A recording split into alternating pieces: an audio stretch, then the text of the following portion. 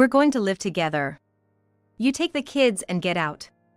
After giving birth, I was living at my parents' house. I went back to our house to pick up something I'd forgotten. When I opened the door to the bedroom with the closet, I found Ethan and a young woman snuggled up together. Ethan, what are you doing? It's obvious, isn't it? So, you were cheating after all. It's not cheating. I'm living here with Bella now. Bella, the woman next to Ethan, also laughed and added. Seeing them like this, I no longer had any desire to repair our relationship. Ethan's a high earner, unlike you. We're going to live a luxurious life on his earnings. Got it, though he only makes $1,000 a month. I was starting to forget the anger I felt towards Ethan for cheating during my pregnancy. I was too busy with childcare to dwell on it. But I'm not the kind of person to stay silent after being treated like this. The irony is that Ethan doesn't realize he was able to live because of me, and Bella believes Ethan is a high earner. This situation is full of things to point out. If they're that foolish, it makes things easier for me. I decided to thoroughly corner them, who are blind to reality. I am Madeline, 29 years old. I graduated from a fashion school and work in design. Ethan, 5 years younger than me, was still a student when we met. His part-time job was at a bar near my company, and we got acquainted because we often went there for company drinks. To me, Ethan was just another staff member. But he pursued me aggressively, leading to our relationship. At first, I was puzzled, wondering, why me? I'm 5 years older. But I was swayed by Ethan's words, age doesn't matter. You're attractive, Madeline, and decided to date him. Our relationship felt fresh. Ethan loves to have fun in large groups, probably influenced by his bar job. Ethan often threw parties and took me to various places. All of Ethan's friends were cheerful and sociable young people.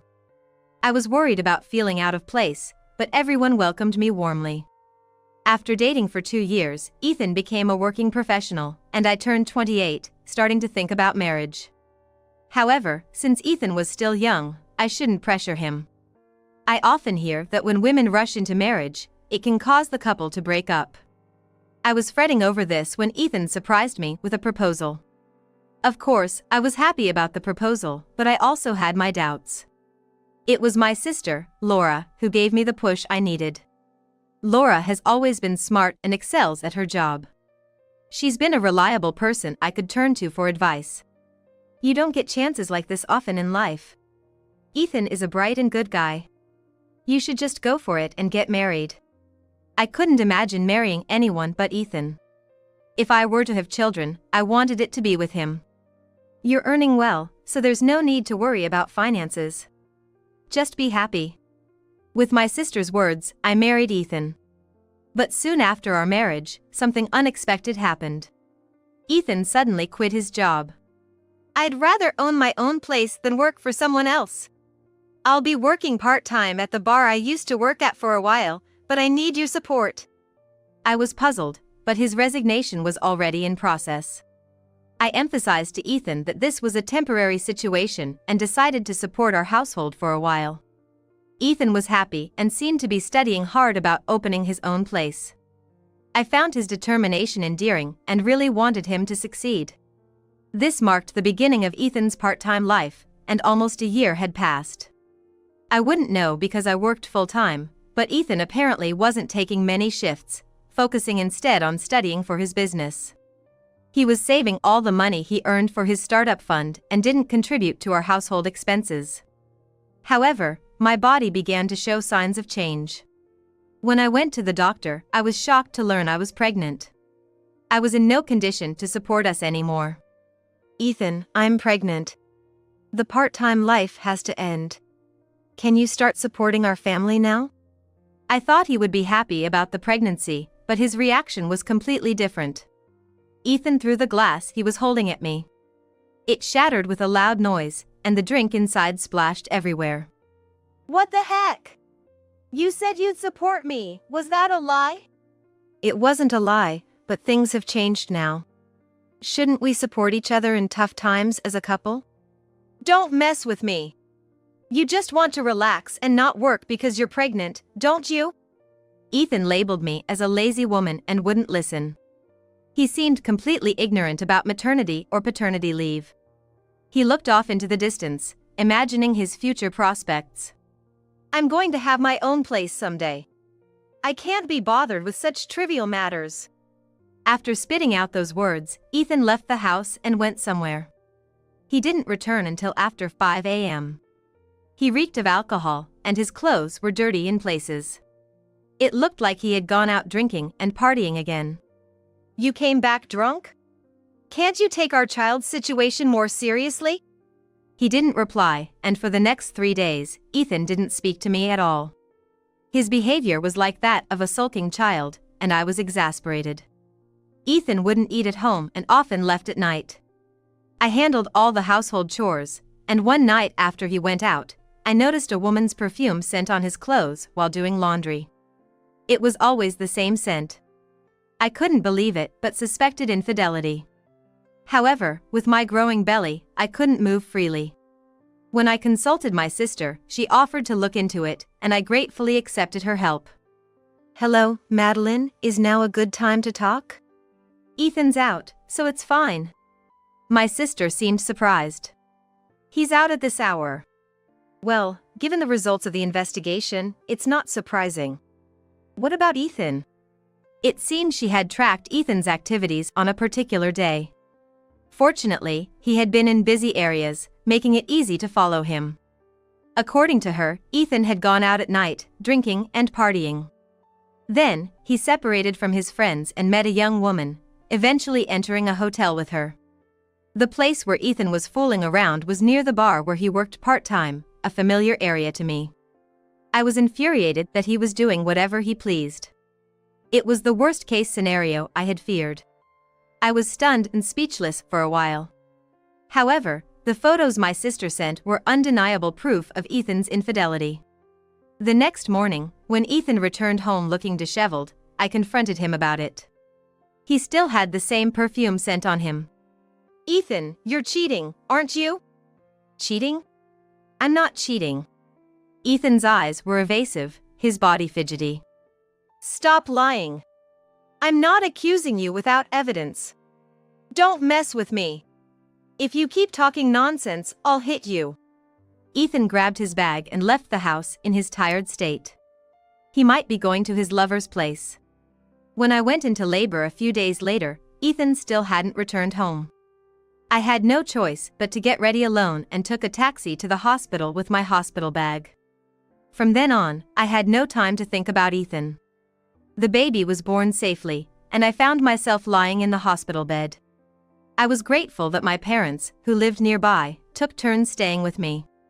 After giving birth, I was too busy with nursing and other things. During this hectic time, Ethan called. The baby's born? Both mother and child are healthy. That's not what I'm concerned about. You'll be staying at your parents' place for a while, right? How long? How long? Maybe 2 months. Why? I was puzzled, but Ethan said, "It's none of your business," and hung up abruptly. I stayed at my parents' house after giving birth. Ethan never came to see us. About a month after giving birth, as winter approached, I went back to our house to get a coat I had left in the closet. But when I opened the front door, I was struck by a strange sensation. The entire room smelled of that familiar perfume. It was unmistakably the same scent I had smelled on Ethan's clothes. The room was eerily quiet. I opened the bedroom door where the closet was. There, I found Ethan and a woman, closely entwined. The woman was young, almost looking like a student. Ethan, what are you doing? You can see what I'm doing. So you were cheating after all. It's not cheating. I'm living here with Bella now. The woman beside Ethan giggled and added her comments. That's right, we're living together now. You should take the child and leave. Seeing this, I no longer had any desire to mend our relationship. Ethan is a high earner, unlike you. We're going to live a luxurious life with his earnings. Understood, even though he barely earns anything. Bella seemed completely unaware of Ethan's actual income. However, she began to dreamily talk about their future life together, and it was clear we were not on the same page. Anyway, it seemed I was an unwanted presence for them. If that's what they wanted, so be it. I quickly grabbed my coat and was about to leave. Wait, take this with you. It's perfect timing. He handed me a divorce form. Filled out in every section except mine. I made a quick decision. I'll fill it out right here. I completed the divorce form on the spot and handed it back to Ethan. Here you go. Please send the rest of my belongings by courier later. Sure. Saves me the trouble. Bye. Don't come back. As I closed the bedroom door, I could hear their laughter from behind. I went back to my parents' house and told my sister about the divorce. When I mentioned Ethan being cozy with another woman in the bedroom, she seemed astounded. I actually found out something about Ethan's cheating. What is it? My sister recalled that during Ethan's drinking spree at the bar, he had mentioned a certain app. A matchmaking app that seemed a bit shady. I registered on it. Are you sure that's safe, sis? I'm single, and there's no harm in just registering. Plus, it's free for women. My sister did some research on the app and found out that Ethan was registered there. She showed me his profile on her smartphone. Ethan's profile picture was a design I had created for work. Curiously, he had listed his profession as a designer, seemingly using my career to appeal to women. He also greatly exaggerated his income. His profile is full of lies. Just listing things that would make women happy, probably looking for affairs. He was such a shallow man. I regretted not realizing this before our marriage. Just then, my phone buzzed. There was a message from Ethan. I've already submitted the divorce papers. We're strangers now. I also filed the marriage registration with Bella. You're useless to me now. Following the message, a selfie taken at the office, featuring Ethan and the woman, was sent. My sister frowned upon seeing it. What a terrible man. Madeline, you did the right thing by leaving him. Yeah, I think so. My heart ached thinking of my child, but following my sister's advice, I decided to quickly sort out my personal affairs.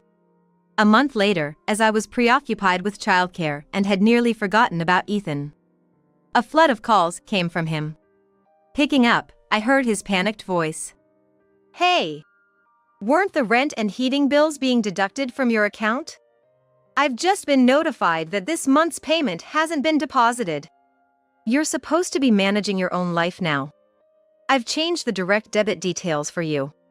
What have you done? All the payments are failing, and I'm getting collection notices one after the other. Indeed, Ethan's income wouldn't support the lifestyle we had before. But his financial troubles were no longer my concern. As we were now strangers, I responded calmly. However, Ethan still seemed to be counting on my earnings, even after our separation. He had no intention of giving up the nice condo we had rented with my income. Being stingy with money. You're trying to ruin me. I'm bringing Bella over to your place, so have the money ready. After the call, I asked my mother not to serve tea or anything when our guests arrived. Meanwhile, my phone kept ringing incessantly. It must be Ethan, how persistent. Checking my phone, I saw messages pouring in from mutual friends of Ethan and me. Madeline, what's this about cheating and running away with the house money? Don't be petty, just apologize to Ethan quickly. I trusted you, but to think you were that kind of person, that's just low. Apparently, Ethan had been spreading misinformation to our friends to suit his narrative. It was inexcusable, even in anger. I showed the messages to my sister, contemplating a response, when the doorbell rang. Ethan and Bella had arrived at my parents' house. Reluctantly, I led them to the living room, where Ethan sat down arrogantly, with Bella leaning against him. My sister and I braced ourselves for the discussion ahead. My sister and I faced Ethan and Bella, ready to have a serious discussion. So, how are you going to make this right? Quite bold of you, considering your measly earnings. Don't say that here. Bella's face changed color slightly. Ethan, what does she mean? I remained silent and showed the prepared pay slips of Ethan. I had been keeping these slips monthly for tax calculation purposes. Is this really your monthly income? This is less than a part-timer's. Ethan barely took any shifts. He claimed he was studying to start his own business, but all I saw was him playing around. He would go out drinking at night and sleep till noon. Ethan started making excuses.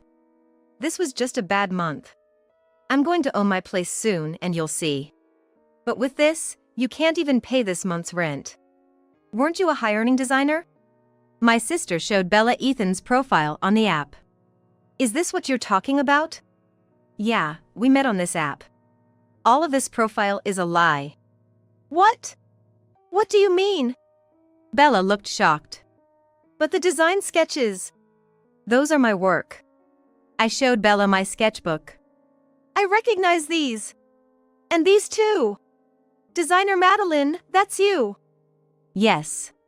Ethan was pretending to be me to impress women. You've been deceived. That's despicable. Lying about your career. Don't make up things. You're just trying to manipulate Bella. Ethan was the one who had been manipulating her all along. It was astonishing how he continued with lies that were bound to be uncovered. Apparently, he had even pretended the condo was his. Bella believed him and moved in. Being married to Ethan is a blot in my life. Bella, you're married to him now. Good luck with this loser. Bella, her face turning red with anger, slapped Ethan repeatedly. Ethan tried to fend off her slaps while desperately continuing his defense. She's too naive, believes anything. Madeline, if you keep this up, I'll sue you for defamation. Naive? Really? I've done some investigating. Near the place you two met, there's a nightclub. I went there again recently. And guess what? I saw you, Bella, entering the club. What? You must be mistaken. When you filed your marriage registration, you sent a photo. You were wearing the same coat. I couldn't mistake such a flashy girl. But Ethan couldn't seem to give up. Bella's profile apparently stated she worked in an apparel store. The flashy style is because she works in apparel. Stop being jealous, you old woman. Old woman, huh? Well, the club Bella's been entering isn't exactly reputable. They trick customers into paying for expensive extras. My sister showed the information site of the club, which unmistakably had Bella's photo. That's a lie. Sure, Bella's often not home at night, but she said it's because work runs late. Why don't you think back on what you've been doing to Bella, Ethan? You've been lying as effortlessly as breathing, right? Now that I think of it, she does have a lot of luxury brands that you couldn't afford on your regular earnings. Suddenly, Bella shouted. It's all out now. Yes, I'm the #1 girl at that club, and I'm known as Princess. I've got lots of men showering me with gifts. I couldn't help but feel a headache coming on. Ethan and Bella, both so deluded. Bella, was everything you told me a lie? Likewise. If I knew you weren't a designer, I wouldn't have dated you. Liar. A little embellishment on my resume is nothing compared to what you've done. What you've done is a betrayal to men.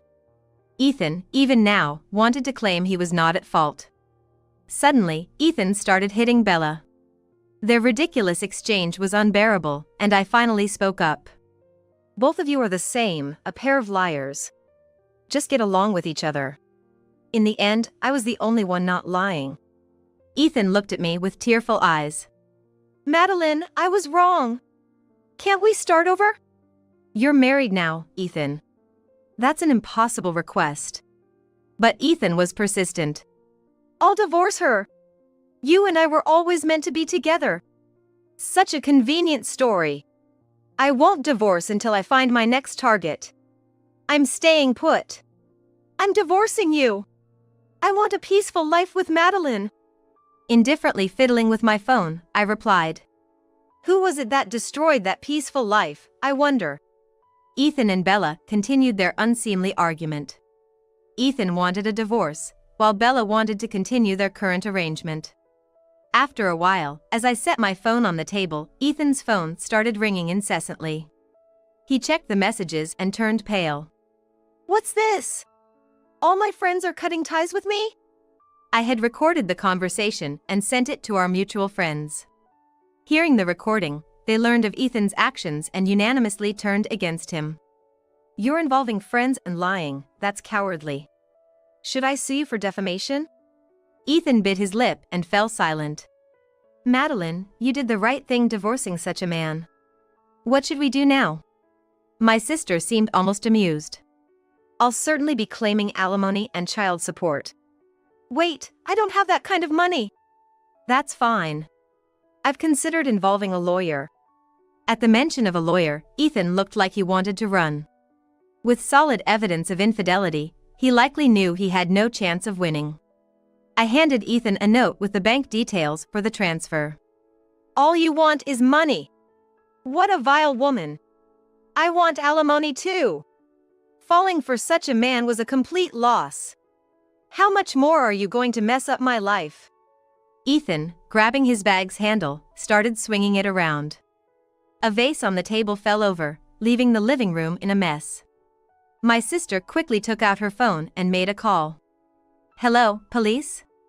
I'm being threatened by a man. I'll give you the address. Hearing police, Ethan and Bella turned pale, quickly gathering their things and heading towards the door. I won't forgive you for this. Don't think this is over. What a case of sour grapes. Everything was his own doing. Don't ever show your faces here again, you despicable couple. I closed the door before Ethan and Bella could turn their backs.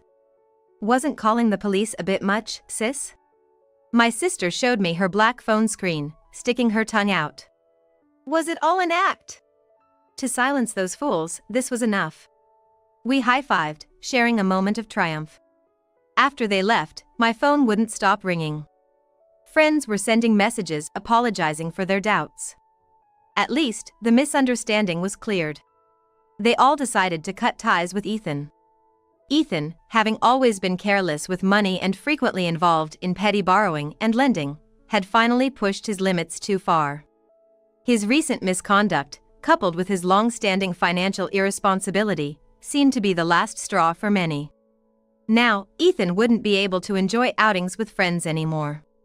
As for me, my divorce was already finalized. I decided to proceed with claiming alimony, as it can be requested even after the divorce. Ethan was working hard at his part-time jobs. One day, I received a call from Ethan. Madeline, help me. Bella won't leave. She has nowhere else to go. No matter how much I beg, she just won't budge. So, you two didn't get a divorce. I want to divorce, but Bella seems to have no other place to go. She refuses to move no matter what. The irony was not lost on me.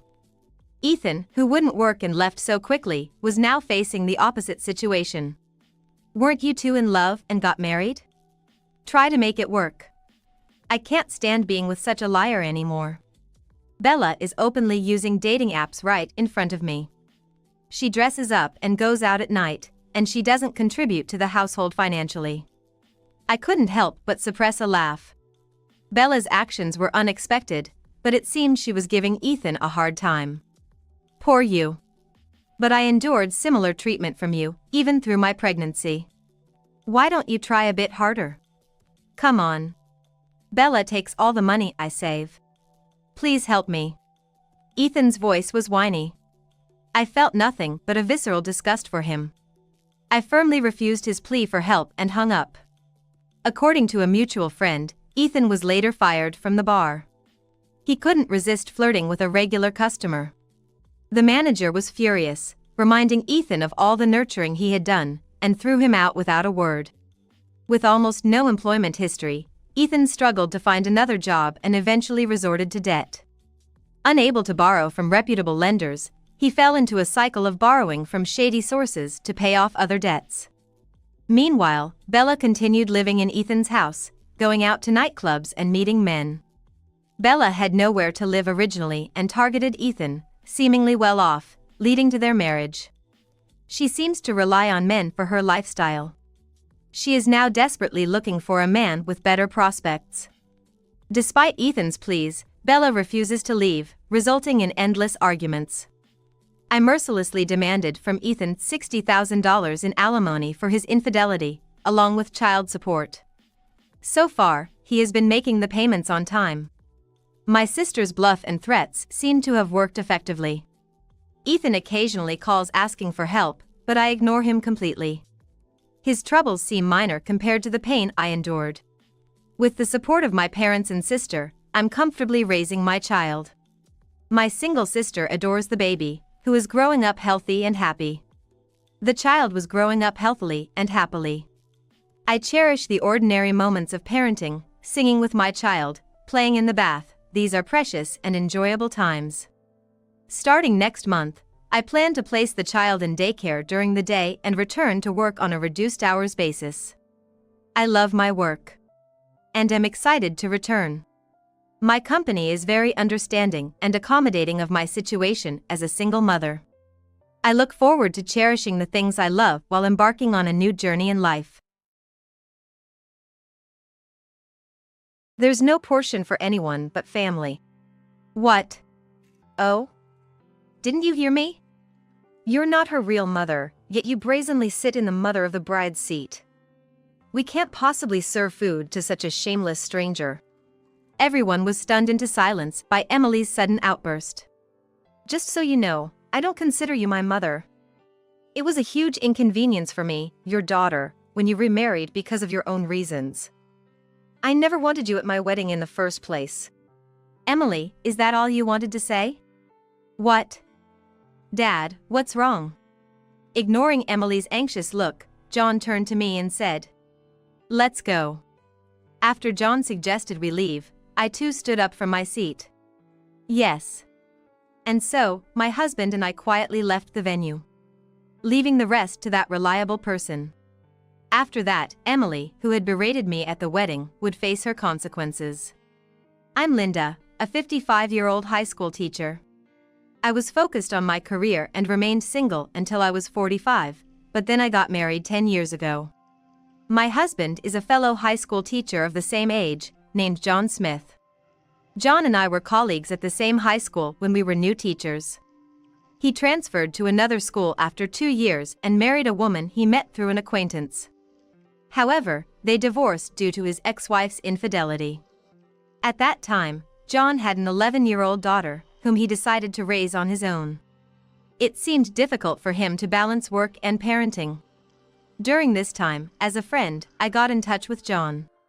His daughter, Emily, was very sweet and well-behaved then. As I spent time with John and Emily, I gradually became close to this father-daughter duo. 2 years later, John proposed to me, and we got married. I legally adopted Emily, John's daughter, and the three of us began living together. For my first marriage, I suddenly became a mother to a 13-year-old girl. For Emily's sake, I decided not to have my own children and consulted with John about it. We were planning to build a happy family, but Emily's behavior towards me started to change. She used to be kind and obedient but suddenly became rebellious. For example, when I was hanging laundry, she'd complain, "Hey, don't mix your stuff with mine." Despite this, I thought, she's just going through a sensitive phase, and didn't respond harshly. Oops. Sorry about that. I'll be more careful from tomorrow. Well, it's understandable for a girl to have difficulty accepting her father's new wife. Over these 2 years, things have changed from just meeting occasionally. I kept reminding myself of this and tried to bond with Emily as soon as possible. My biggest concern was John's ex-wife, Karen, who lived nearby. Karen frequently met Emily, despite John not being very approving of it since he divorced her due to infidelity. Yet, Emily wanted to see her real mother, Karen, and it was inevitable. Since she's her real mother, it's probably unavoidable. So, John couldn't really refuse Emily's requests. Even if parents divorce for their own reasons, a child still misses their real mother. Considering this, I didn't oppose Emily meeting Karen. But this meant I couldn't close the gap between Emily and me. Moreover, Emily often used her father's remarriage as an excuse for her behavior. When parents divorce or remarry, it's a huge inconvenience for the kids.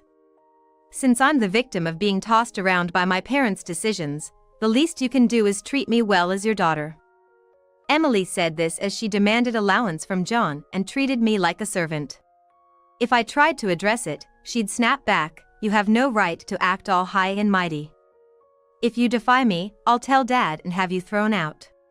I wanted to discuss this with John, but since we both worked as teachers, Emily was usually with us on evenings and weekends. I tried to bring it up through text messages or messaging apps, but Emily once found out. "That's awful. Whispering behind my back is the worst," she exclaimed. Since then, she meticulously checks John's phone. In this way, our family of 3 continued our strained living situation. Emily went to college, but mostly played around for 4 years. She didn't get a job after graduating and just loafed about. With few friends, she mostly hung out with Karen, it seems. "Hey Emily, if you're not going to find a job, why not at least try part-time work?" I said this out of concern for her future, but Emily didn't like that idea. "Stop nagging. You and Dad both work as teachers, so we're financially comfortable. Why do I need to work?" "No, that's not it. I thought it would be good for your future if you worked." "That's none of your business. If worst comes to worst, I'll just get married and become a stay-at-home wife." Emily had such unrealistic expectations. Nowadays, it's not easy to find someone who wants a partner who aims to be a stay-at-home spouse right from the start. But her response to me was always, "You don't understand because you've never been a stay-at-home wife." In Emily's mind, being a stay-at-home wife meant just not working and staying at home. She always ran away whenever I tried to teach her housework. Whenever things got tough, she'd escape to Karen's place. I regretted not opposing her meetings with her biological mother. But I realized this wasn't helping Emily. So, I decided to seek advice from a trusted friend. An old high school friend named Susan Johnson. Susan, who's good at caring for others and skilled in communication, runs a bar. She attended my wedding and remembered Emily. When I shared my concerns about Emily's inability to become independent, Susan listened empathetically. "Ah, I see. Back then, Emily was just graduating from elementary school and seemed like a quiet, nice girl. Living together really brings out different challenges, huh?" I felt relieved to finally share my worries with someone. "Thank you. Just talking about it has made me feel much better." "No problem. I couldn't offer much advice, but come and talk to me anytime. I'll always be here." Truly, friends are invaluable. Feeling better, I decided to try talking to Emily again. But when I got home, Emily was unexpectedly getting ready to go out. "Oh, you're back? I'm heading out now." "Right now?" It wasn't urgent, so I thought we could talk later. But then, Emily shared something surprising. "Actually, Mom's getting remarried. The guy is 10 years younger than her and super handsome. I'm excited to meet him. She said she's going to introduce him to me, so I'm going to see him now." Eh? Karen's getting remarried. I was surprised, but if my mother Karen remarried, I was hoping that Emily wouldn't visit her so often anymore. But even after Karen got remarried, Emily's visits didn't decrease. Every Saturday night, she'd say, "I'm going to Mom's," and leave. I was worried Emily might be intruding on Karen's new marriage. Maybe it would be better if Emily found someone and got married soon, I suddenly thought. I wanted to teach her more about household chores. Just then, Emily came home in a great mood. A young man, a bit older than Emily, was with her. "I'm home." "Oh, let me introduce him. This is my fiancé, Michael," she beamed. "I'm Michael Smith. Pleased to meet you." "Fiancé?" I was taken aback by the sudden news. Now that I thought about it, Emily had been in a good mood lately and wasn't as rebellious. Had she found a boyfriend without me knowing? "Surprised, huh? Michael's an elite salesman at the parent company of where Mom's husband works. I was jealous of Mom's happiness and said, I wish I had someone too, and she introduced me to him." "Oh, is that so?" That's great. Michael seemed very serious. I was a bit worried whether he could handle a daughter like Emily who couldn't do much. But my worries were short-lived. Emily's wedding plans were progressing smoothly. However, there was one problem. Karen wanted to attend the wedding. Of course, as Emily's biological mother, she'd want to see her daughter's big day. But having my ex-wife there while John and I would be attending as Emily's parents might cause a stir among the relatives. And it could be awkward for Michael's family.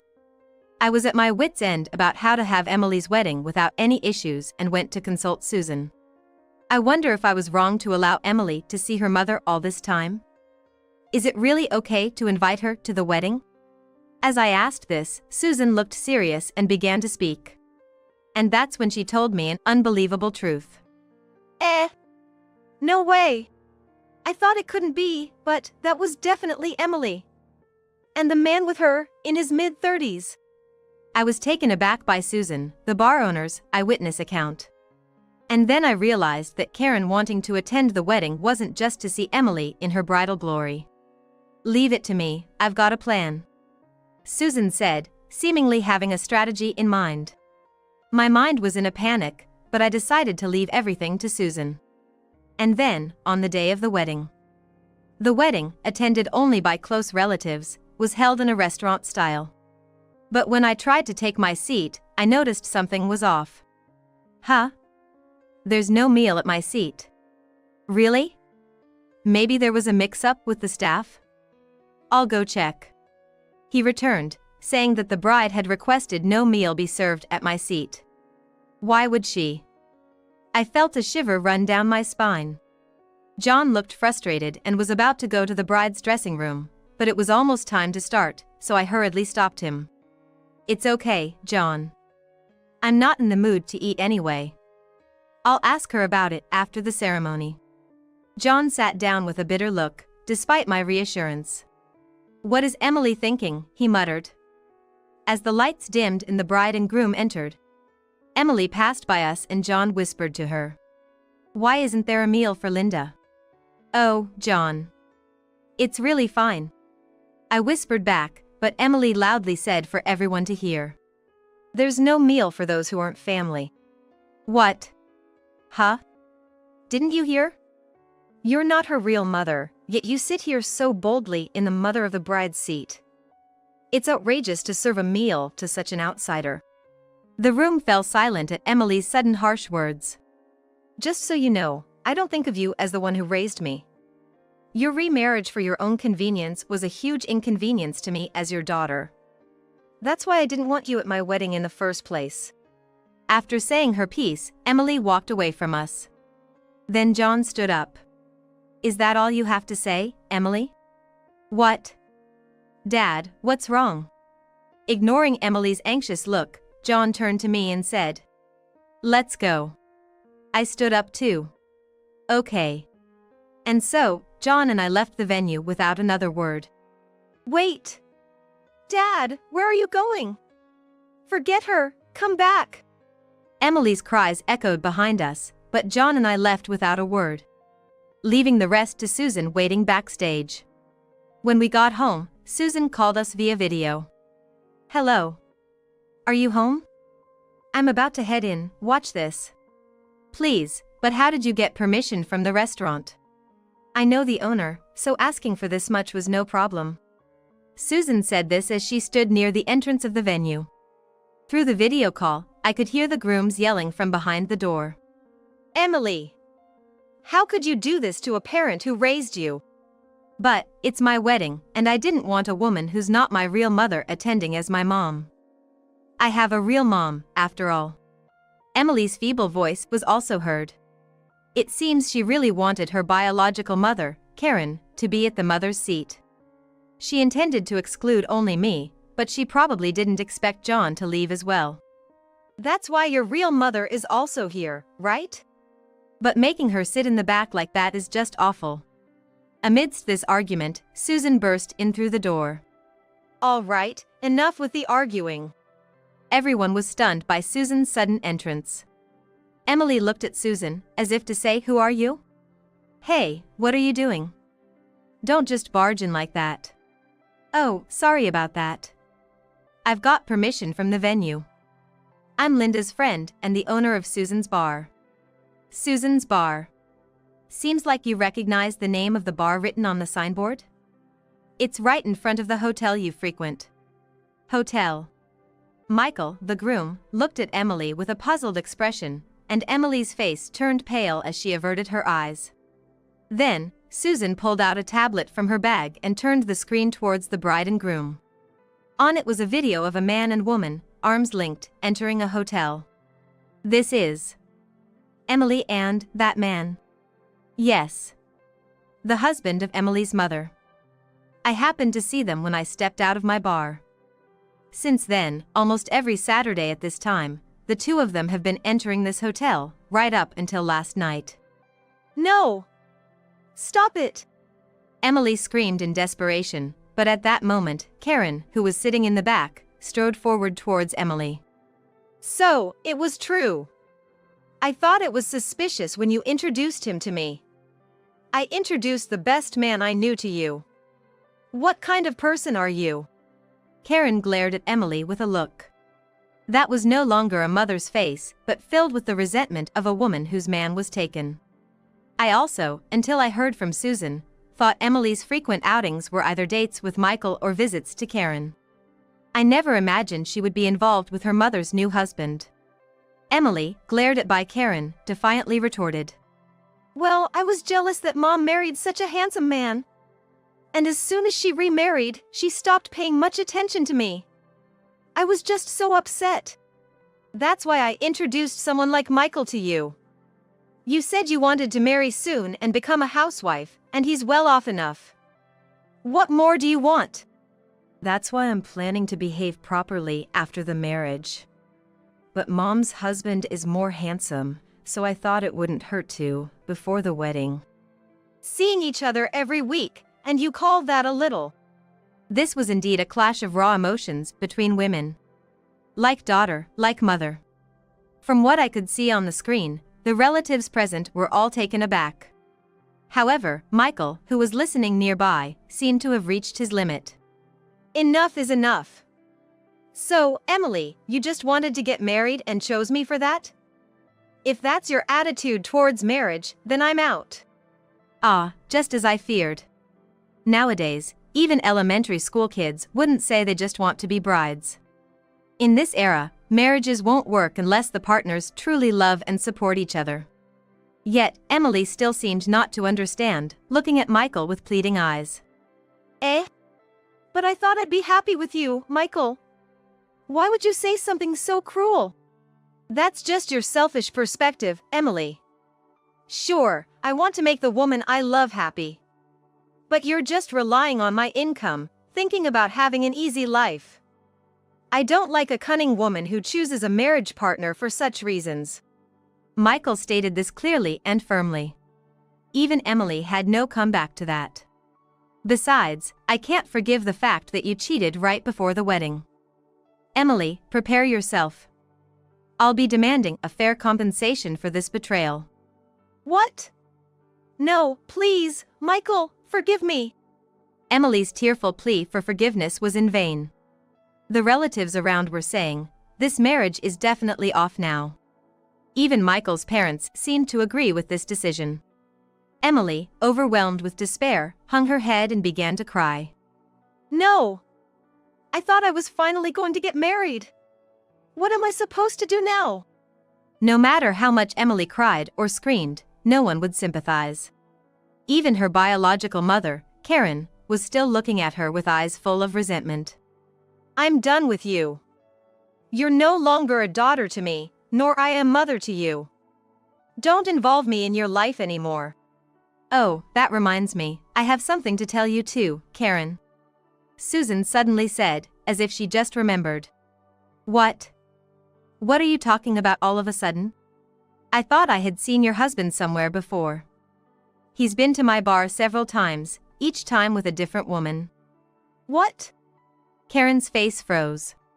Susan, even in the midst of conversation, made sure to show the faces of those she spoke about on the video. Your husband, Daniel Roberts, right?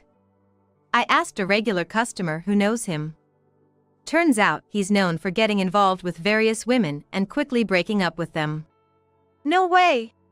Moreover, I heard it's a common thing for him to cheat with younger women, even when married. And this time, he got involved with his new wife's daughter. Karen was shocked by Susan's revelation and collapsed on the spot. Well, you're not one to talk, right? You abandoned your daughter when she was still in elementary school to elope with a younger man. And after that, you've been swapping men frequently and having fun. That's the truth, as far as I know. Why do you know that? Don't underestimate how well connected I am. It's easy for me to find out such things for a close friend. Karen seemed at a loss for words. As if her mother's tragedy didn't matter, Emily suddenly raised her voice. Wait a minute. Now's not the time for this kind of talk. If I can't get married, I have to go back to Dad's place. I'm calling him right now. Emily said, getting up. Then, Susan handed her cell phone to Emily. It seemed like the moment of revelation was at hand. If you're calling home, it's already connected. Here you go. Seeing my face on the phone screen, Emily realized she had been watched all along. That's so mean. You've been spying on me? Emily said, looking at me with a strained expression. Emily. You kicked me out of the wedding venue, and you talk about being treated harshly? Just put Dad on the phone, will you? He's there, isn't he? Emily was visibly agitated and showed no remorse in her tone. Then, John, who had been silently listening beside me, spoke up. Emily. I'm here, but you have something to say to your mother first. Who cares about that? Dad. Listen to me. My wedding's been called off. Help me, please, Dad. Emily was desperately seeking help, but John calmly responded. Emily.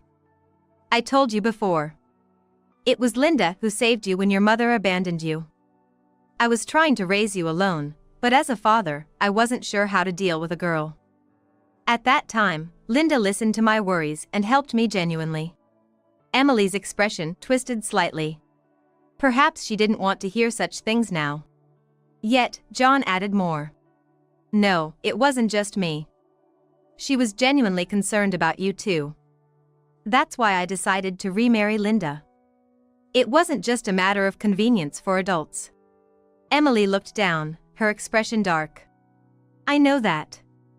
But still, I felt like she took Dad away from me. I knew it logically, but I just couldn't stand her. Emily's words reminded me of when I first married John. I understood it must have been hard for a teenager to accept her father's remarriage. But now, Emily was an adult. She needed a more pragmatic outlook. Now that her marriage had fallen through, she was seeking her father's help. She probably thought that if anything went wrong, her parents would fix it. But this wouldn't be good for her in the long run. I decided to be firm with Emily. Emily. I'm sorry for coddling you, thinking you were pitiable. But you're an adult now, and you can't keep thinking Dad will always save you when things get tough. I believed I was only stating the obvious as a parent. But Emily's response was unexpected. Shut up. I'm talking to Dad. And what do you mean by pitiable? That makes it sound like I'm some poor, pathetic daughter. Don't get me wrong. I was the one who allowed your marriage to Dad. Emily. John couldn't contain his anger at Emily's selfish attitude. Seeing John's yelling, Emily teared up. Dad, don't be so mad. I'm your only precious daughter, right? Who's more important to you, me or her? Just leave her and let me come home. My marriage is off, and I have nowhere else to go, please. No. You said terrible things to my beloved wife, treating her as non-family. If that's the case, I can't accept you as family anymore either.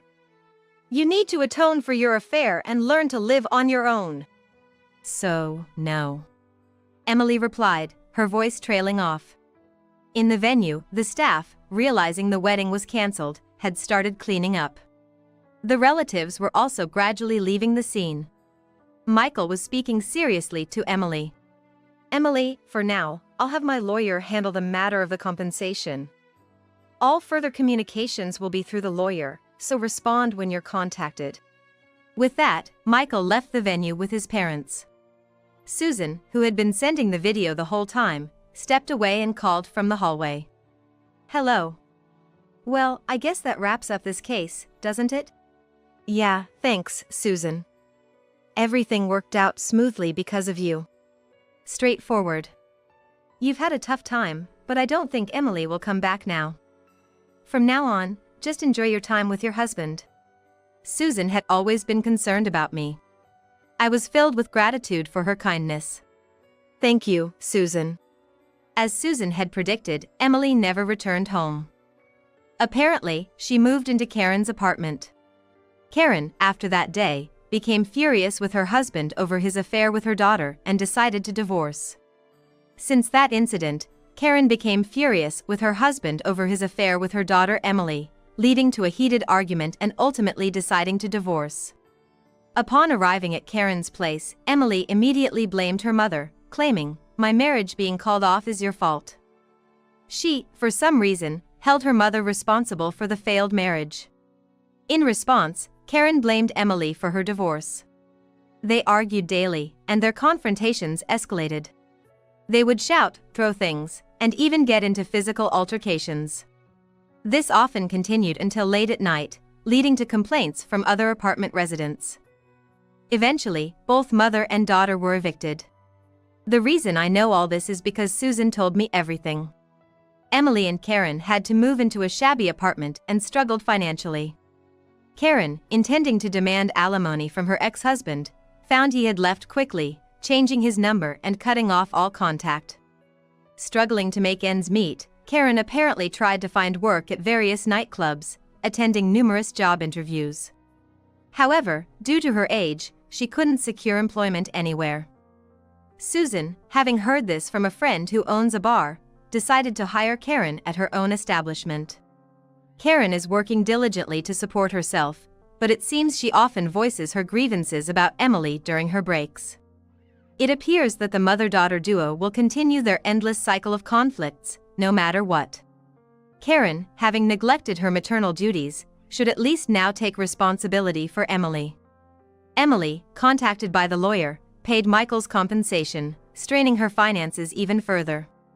No longer able to rely on her father, she finally started working part-time. Emily, who had lived off her parents and played around, would now face the harsh realities of society. As for us, with Emily gone, we thought we'd have a peaceful couple's life. However, with over 20 years of teaching experience, it wasn't that simple. We were invited to former students' weddings, visited them for baby showers, and being high school teachers meant we were always busy. Lately, many former students, now with kids, visited us on weekends. Especially me, being single until my mid-40s, I had been a confidant for many students in both personal and academic matters. Many of my former students visited our home with their families, treating it like a return to their parental home. It's gratifying as a teacher to be so cherished, but there was also this kind of former student. Ms. Smith, actually, my parents got divorced, and now I don't have a family home to show my child their grandparents. Oh dear, that must be tough. Yes. But when I bring my wife and child to visit you, my kid gets so happy. It's as if they think of your place as my family home. Recently, there are not a few students who don't have a family home to return to due to their parents' divorce. Moreover, the children of my students often call me grandma. It seems they really do think of our home as their own family's house. John even teases me by saying, it's like we suddenly have more grandchildren. I don't have children of my own, so it feels a bit embarrassing to be treated like a real grandmother. However, the fact that my students find our home a comfortable and welcoming place is something I take pride in as a teacher. Therefore, our weekends are filled with joy and liveliness, with visits from various students, making life with John all the more enjoyable. Even though Emily is no longer with us, we have many students who rely on us. It's true that people can't always understand each other, even if they are legally family. What's important is the connection between hearts, the bond with those we can trust. We, as a couple, plan to continue cherishing these relationships with those who truly need us. This property is amazing. It's worth $1.5 million. Wait, there's no way we can afford a place like this. But didn't you say your dad would help with the down payment? If that's the case, there shouldn't be a problem. Even so, this is just too expensive. There's a limit, you know. While discussing a new home with my husband, he suggested an ultra-luxurious property costing over $1.5 million. My father had agreed to help with the down payment, but how much was he expecting to burden him with? I was appalled at the audacity my husband showed after marriage. Somehow, we managed to decide on a property to view. The place was more fantastic than its price, captivating both my husband and me. This place has a large garden, perfect for enjoying barbecues outside. Wow, that's incredible. I'll go check out the garden. Then I'll. Wait, it's this way. The moment my husband stepped out to the garden, I was pulled into another room by the real estate agent. As soon as we entered, the agent closed the door with a bang and immediately locked it. Confused and scared, with my husband outside, I began to tremble with fear. I'm sorry for being so rude. But there's something I need to tell you. Your husband, you should run away from him right now. His unexpected statement left me speechless. But the shocking truth he revealed next made my face turn pale. At the same time, I vowed to divorce such a husband. My name is Juliana. Currently, I'm living with my boyfriend of 1 year.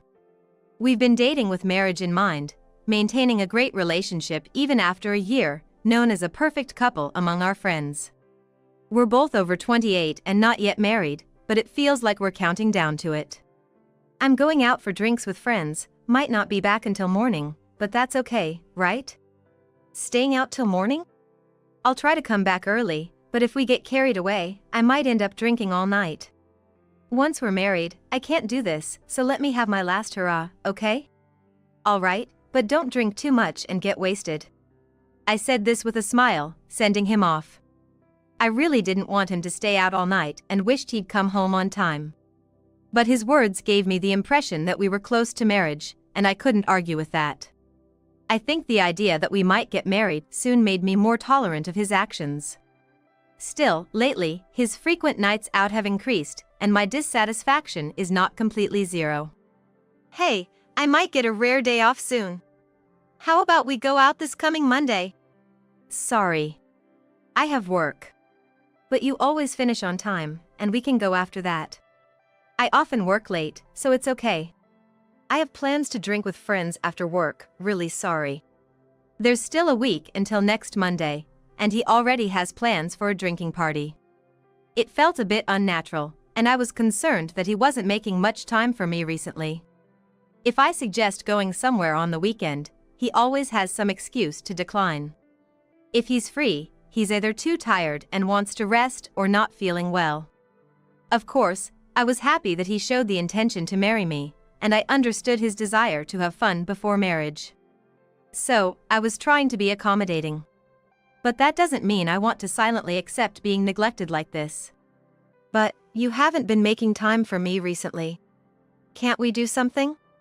I promised to drink with high school friends I haven't seen in a long time, and everyone's coming to New York. So, next time, okay? Well, when he puts it like that, I can't really say no.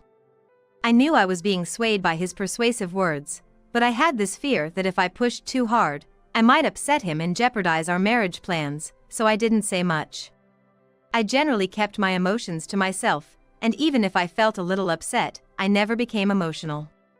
Being over 28, I think I was in a rush to get married. In hindsight, I should have been more discerning about my partner. Many of my friends were getting married, and I was fixated on the idea of marriage due to my age. By the way, what about us getting married? I want to live in a big new house after we get married, but we don't have much money yet. About that, if we decide to get married, my dad said he'd help with the down payment for a new house. So, we don't have to worry about money. Really? Then, I want to get married soon too. Seems like a good timing, right? Really? I'm so happy. Although it wasn't a romantic proposal, if it even counted as a proposal, we decided to get married. For me, the fact of getting married was more important than the words of the proposal. I was just happy that we were going to get married. Finally, I was going to get married. I was relieved not to be left on the shelf. Of course, I loved him, so I was happy about marrying him, but I also felt a sense of security in acquiring the status of a married woman. So, I brought some brochures for new homes. How about this one? If we're getting a substantial down payment, we should buy a nice house. These are all over $1 million. Isn't that a bit too expensive? But your dad's putting down a significant amount, right? And your dad's a corporate executive, he's loaded. He'll splurge for our wedding gift, so this amount should be fine. Since we decided to get married, we immediately started looking for a new home. But it was around this time that his personality started to change. Or rather, he started showing his true colors. Once I told him about my father's offer to help with the down payment, he began bringing up only ultra-luxurious properties. Of course, I understand wanting a big house considering our future children. We both were working, so we could manage a substantial payment. But isn't it a bit presumptuous? It's too audacious to ask my father for this much. I think we can afford it, but it's not about the money. It's just too much to ask of my father. Wait a minute. Are you saying your dad is more important than me? He doesn't spend much and has saved up a lot.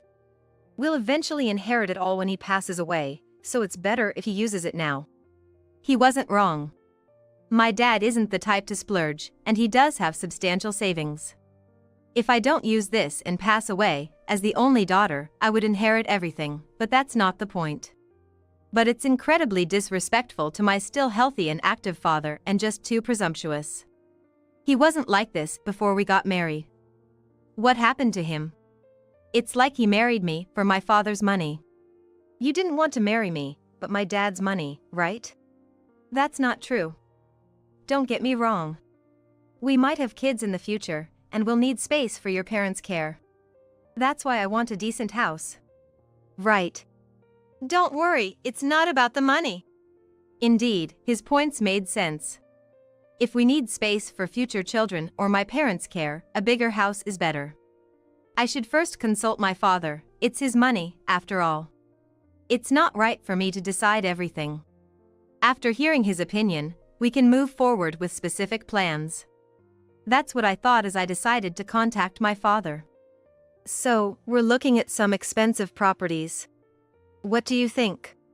You don't have to worry about us, but if you think about future children, living in a spacious house might be better.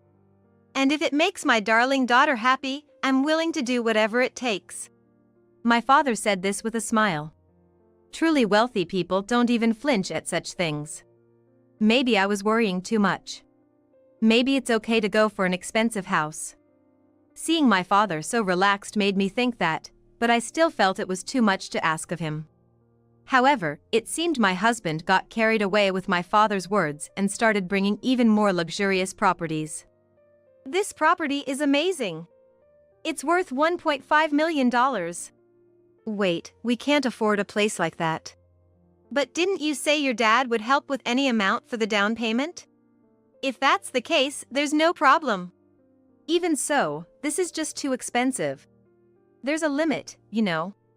Realizing there was no stopping him, I picked a few properties that I liked and decided to view them immediately.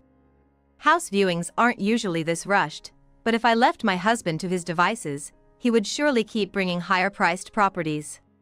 Moreover, since we got married, he's become really greedy about money, and I couldn't control it alone.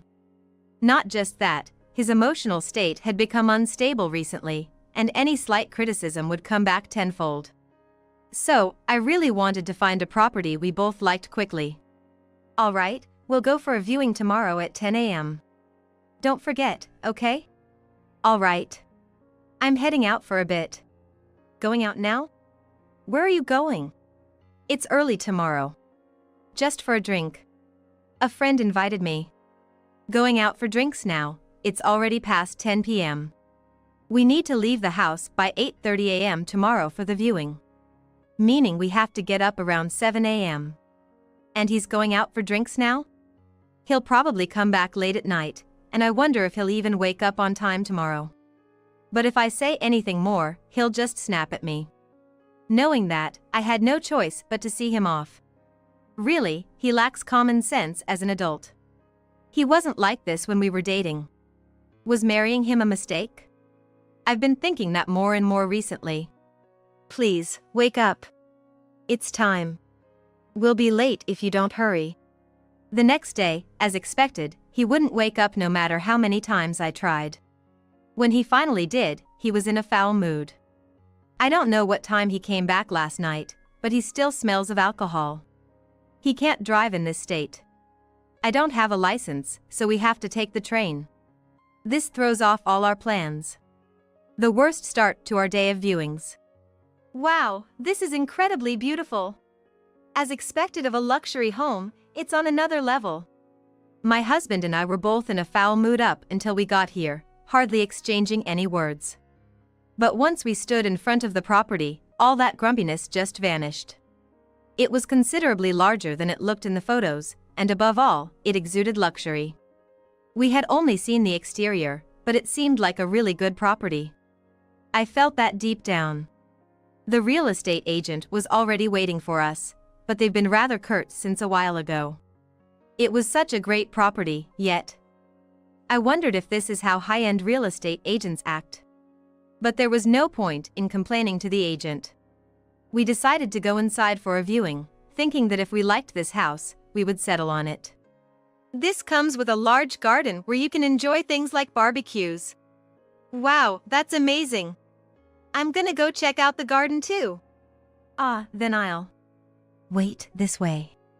As soon as my husband stepped out into the garden, the real estate agent pulled me by the arm into another room. As soon as we entered, they slammed the door shut and immediately locked it. Wait a minute, what's going on? It's unbelievable to do this when I came to see the house with my husband. But the fact that they brought me to this separated room and even locked the door. As I realized this, a wave of fear surged through me, and I started to tremble. I was so scared I felt like crying, but the agent put their index finger to his lips, gesturing for me to be quiet. Even though I was too terrified to speak. I'm sorry for being so rude. However, I need to tell you something. Your husband, you need to run away from him now. Run away? What is this person talking about? Could this be some new kind of pickup line? Regardless, my fear only grew. Although I had calmed down a bit, I considered calling out loudly for my husband's help. But before I could do anything, the agent continued. Actually, I have a friend who runs a bar in the Las Vegas Strip. I introduced them to this real estate, and that's how we're connected. But recently, they came to me with a problem. It's about illegal drug trafficking. There are people using my friend's bar as a place for these transactions. We caught someone yesterday, and it was your husband. I was so shocked, I had to ask again. My husband dealing in illegal drugs? That's impossible. It just can't be. He has a normal job, he's not the type to get involved in crime. But I couldn't deny that there were some signs. Ever since we decided to get married, he's become excessively greedy about money. Lately, he's always been restless, and suddenly, he started carrying 2 cell phones, one for work and one for personal use. Even yesterday, he went out for a drink all of a sudden, even though he was ready to go to bed. Could it actually be true? It's a coincidence, but I can't just ignore it. It would be a huge loss for me if my property were used for a crime. That's why I always keep an eye out. My friend caught him yesterday, and we have evidence. After saying that, the agent opened the door, leading me back to the living room. Just then, my husband entered the house from the garden. Where have you been? I was just explaining the system kitchen to her. It's an important element for the lady of the house. Aha, I see. Do you like this property? Yeah. I think it's a great place. My husband was happily chatting with the real estate agent. But could this really be the demeanor of someone whose crime was exposed just yesterday? He seemed in high spirits, not looking down or scared at all. But I couldn't believe the real estate agent was lying. For now, we decided to go back home, and then I immediately contacted the agent. Hello. I'm waiting at the cafe near the station, see you there. That evening, I told my husband I was going shopping and met up with the agent. Maybe the agent was lying. But my husband's recent behavior had been really odd, and it wouldn't be surprising if the agent's story was true. Did you bring the evidence? I haven't shown it to the police, but if you want to take it to them, go ahead. We just don't want an arrest happening on our property.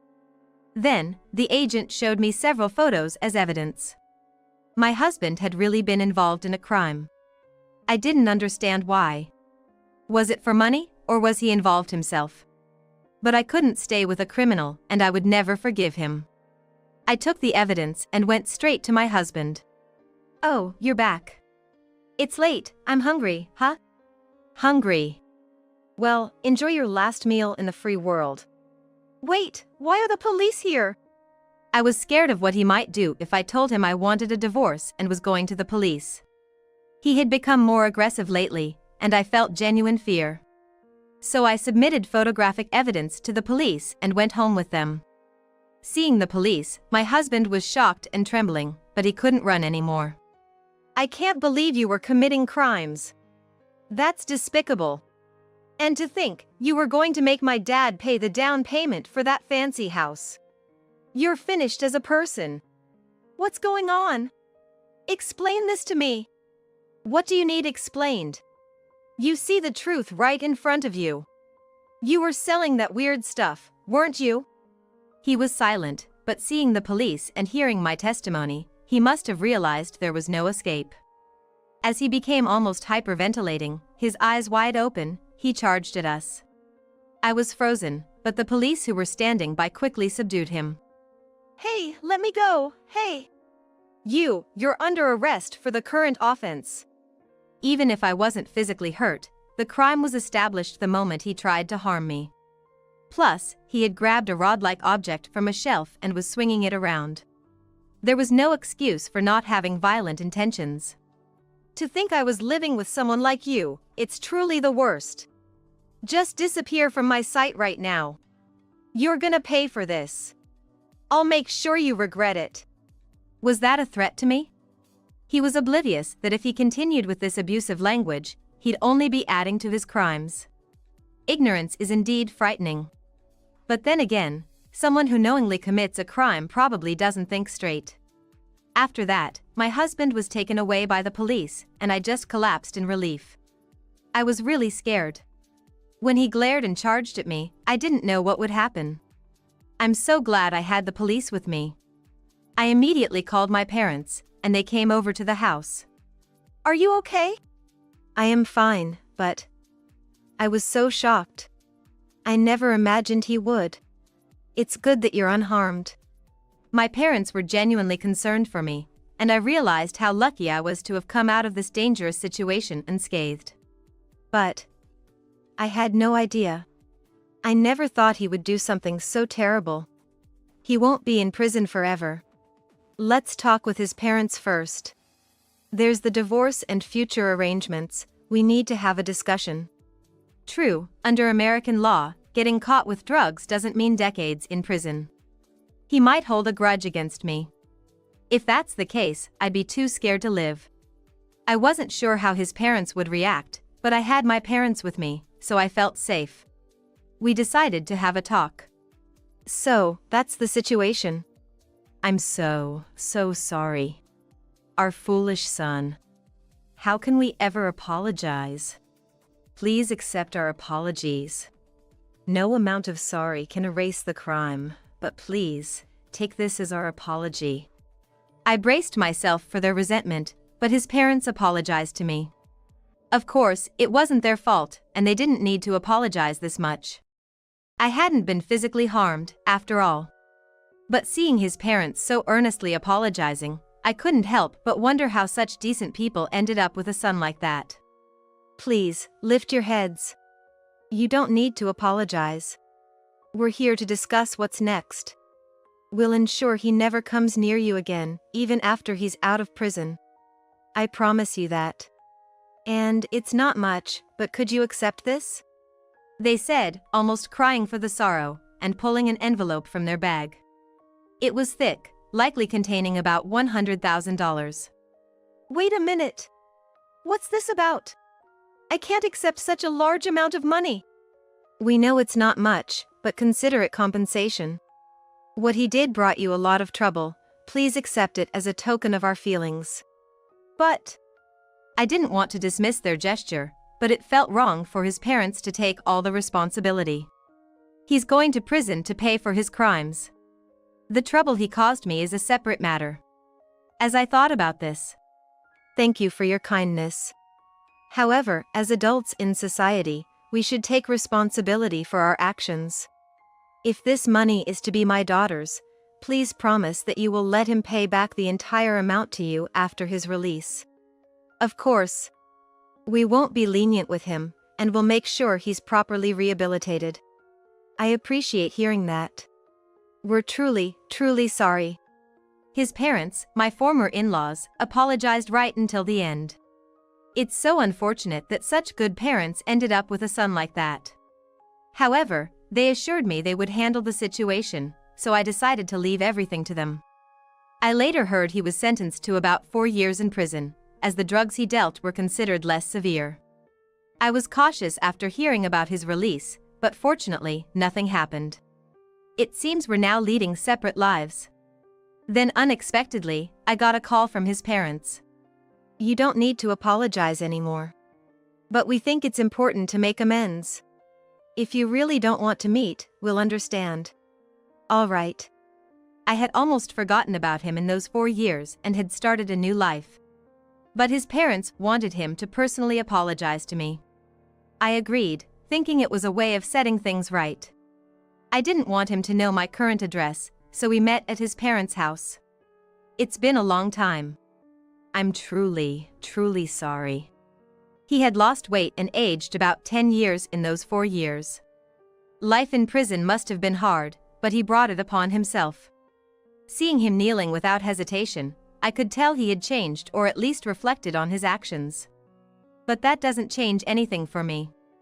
I have my own life, and there's no way I'd reach out to him again. Now, you need to pay back your parents and atone for what you've done. When I said this, he just nodded, looking downcast. I haven't been in touch with him since, and I don't know what he's doing now. But I still talk to his parents regularly. They told me he's now working at a construction company and is being very diligent. His salary is managed by his parents. Whether he's truly repentant or not, I'll have to wait and see. But for now, he seems focused on working to repay his debt, without wasting money on himself. He might fall back into his old ways. But if he does, his parents will probably cut ties with him. It's up to him now. I'll just let him be. All right, everyone's ready. Let's go. Yeah. By the way, I've since remarried and now live happily with my husband. My parents like him too. We often travel as a family, and I'm building a happy home with my second husband. Of course, there might be big problems ahead. But as long as my husband doesn't betray me, I'll support him no matter what. Once you betray someone's trust, it's hard to regain it. Relationships seem simple, but they're more complicated than you'd think. My ex-husband must have learned this the hard way. I just hope to live a life I can be proud of, always considering those around me, and not end up like him. Hello? Is that you, Michael? Where are you? We had a final meeting scheduled for tomorrow, right? I was worried because you didn't show up on time. Oh, about that. I'm not going. What? I was at a loss for words at Michael's unexpected reply. What do you mean? I don't understand. That's because I'm not coming to your place. I've decided to call off the wedding. What are you talking about? It's utterly senseless to say something like that the day before the ceremony, isn't it?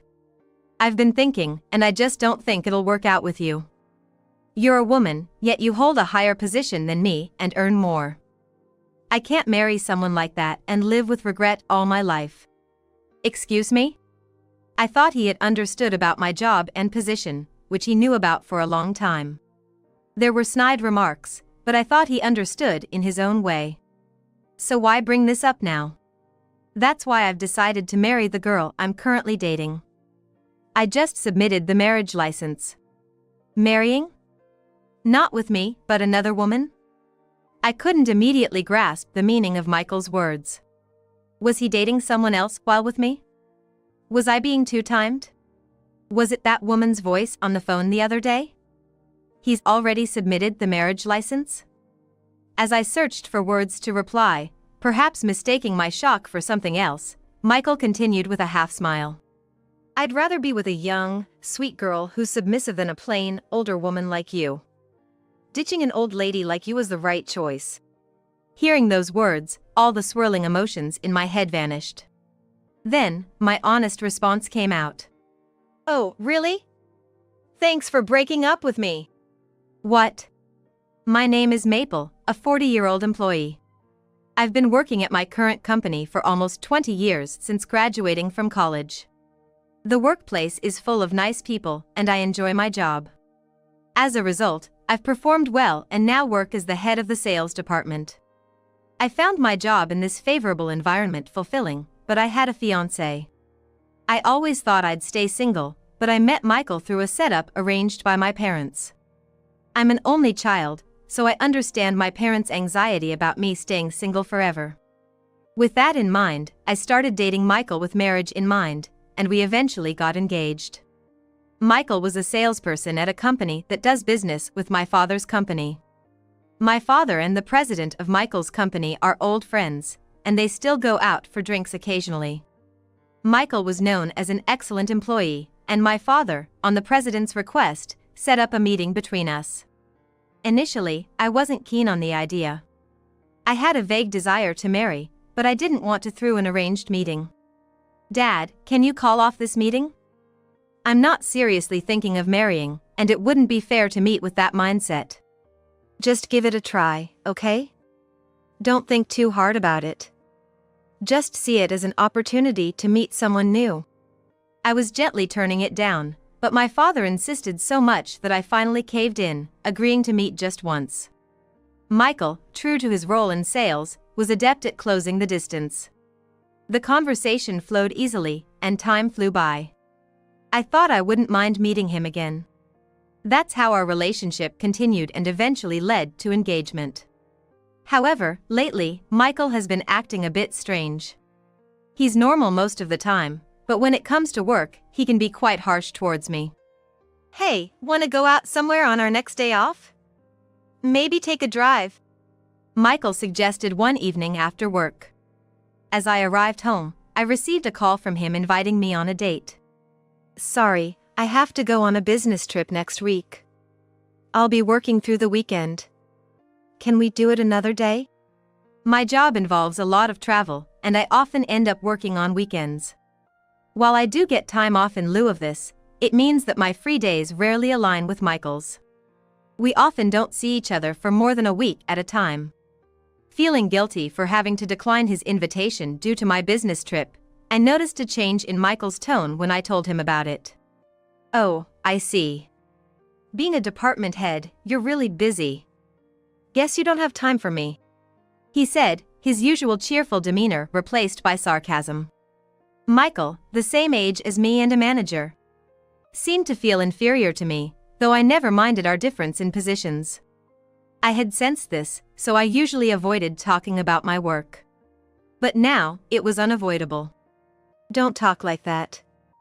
I feel bad, but I have work. Of course, your work should come first. Good luck with it, he said, abruptly ending the call. I looked at my dark smartphone screen and sighed. I never intended to neglect Michael because of work. Sure, sometimes our schedules don't match, but we always try to make the most of the days we can spend together.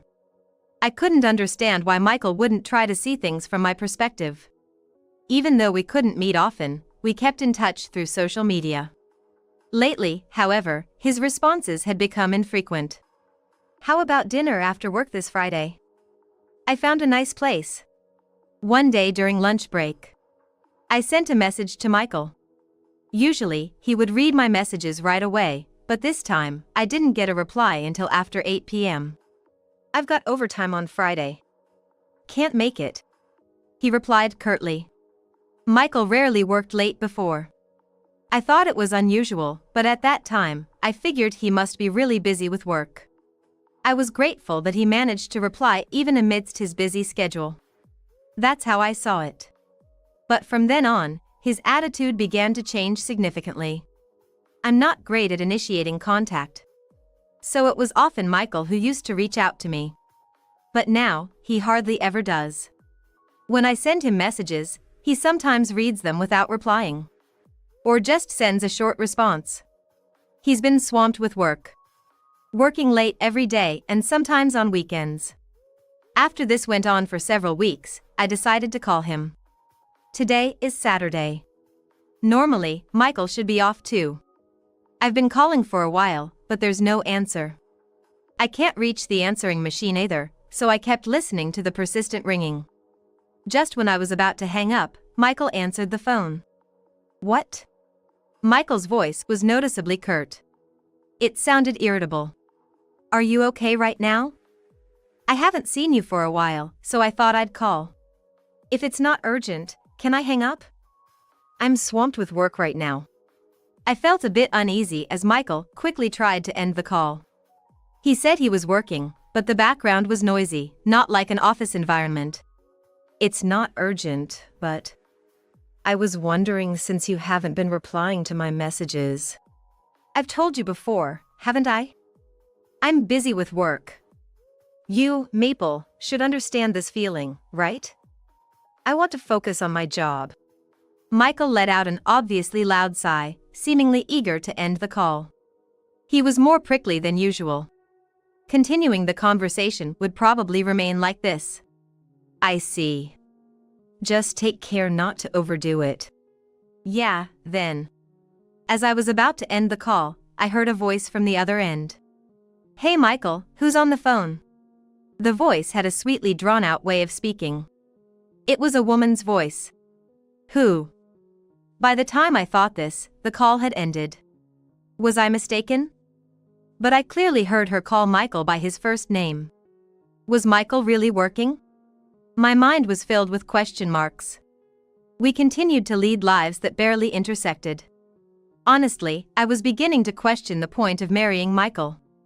Ever since that call the other day, doubts had started to form in my mind. Should I go through with this marriage or call it off? The date for the ceremony is already set. If I'm going to call it off, the sooner the better. Until now, even if Michael got grumpy about work topics, we'd go out together when our days off aligned. It wasn't a bad relationship. But then, the sudden deterioration in our relationship seemed to stem from Michael's increased overtime and working weekends. Avoiding me under the guise of work, could he be cheating? Such suspicions began to arise. The woman's voice on the phone also bothered me. To clear my mind from these feelings, I decided to do what I can at the moment. I made up my mind about that. But Michael's attitude remained the same. We communicated mostly through social media, rarely speaking on the phone. Still, Michael never brought up canceling the wedding. Considering we had invited relatives and other stakeholders, I couldn't just stop preparing for the ceremony. It was unthinkable that Michael, always busy with work, was handling the preparations alone. Just in case, I contacted the venue, but as I suspected, Michael hadn't been in touch with the staff. I was the one advancing the preparations for our wedding alone. And now, the day before the wedding. I had spent a lot of time preparing for tomorrow. Today, Michael was supposed to come to my house for a final meeting. I really had to talk to him in person today. However, he didn't show up even after the scheduled time. Wondering what happened, I called him, and it sounded like he was outside. "Hello? Michael? Where are you? We're supposed to have our final meeting for tomorrow's ceremony. I was worried because you didn't show up on time." "Oh, that. I'm not gonna go. What? I was at a loss for words at Michael's unexpected reply. What do you mean? I don't understand. That's what I'm saying. I'm not coming to your place. I've decided to call off the wedding. What are you talking about? Canceling the day before the ceremony, isn't that extremely unreasonable? I was confused. Honestly, I hadn't been looking forward to it with all my heart. But if we canceled the day before, it would inconvenience so many people. I would have to notify the venue, inform relatives and guests about the cancellation. More than the sadness or shock of not being able to marry Michael, I was preoccupied with what I needed to do next. Ignoring my silence, Michael continued to speak. I've been thinking about it, and I just can't see us working out. You, a woman, holding a higher position and earning more than me. I can't spend my life feeling inferior being married to someone like that. Excuse me? He had known about my job and position for a long time. There were snide remarks, but I thought Michael had come to understand. But what is this sudden change of heart? That's why I've decided to marry the girl I'm with now. I just filed our marriage license. Marry? Not with me, but another woman? I couldn't immediately grasp the meaning of Michael's words. Was he seeing another woman while with me? Was I being two-timed?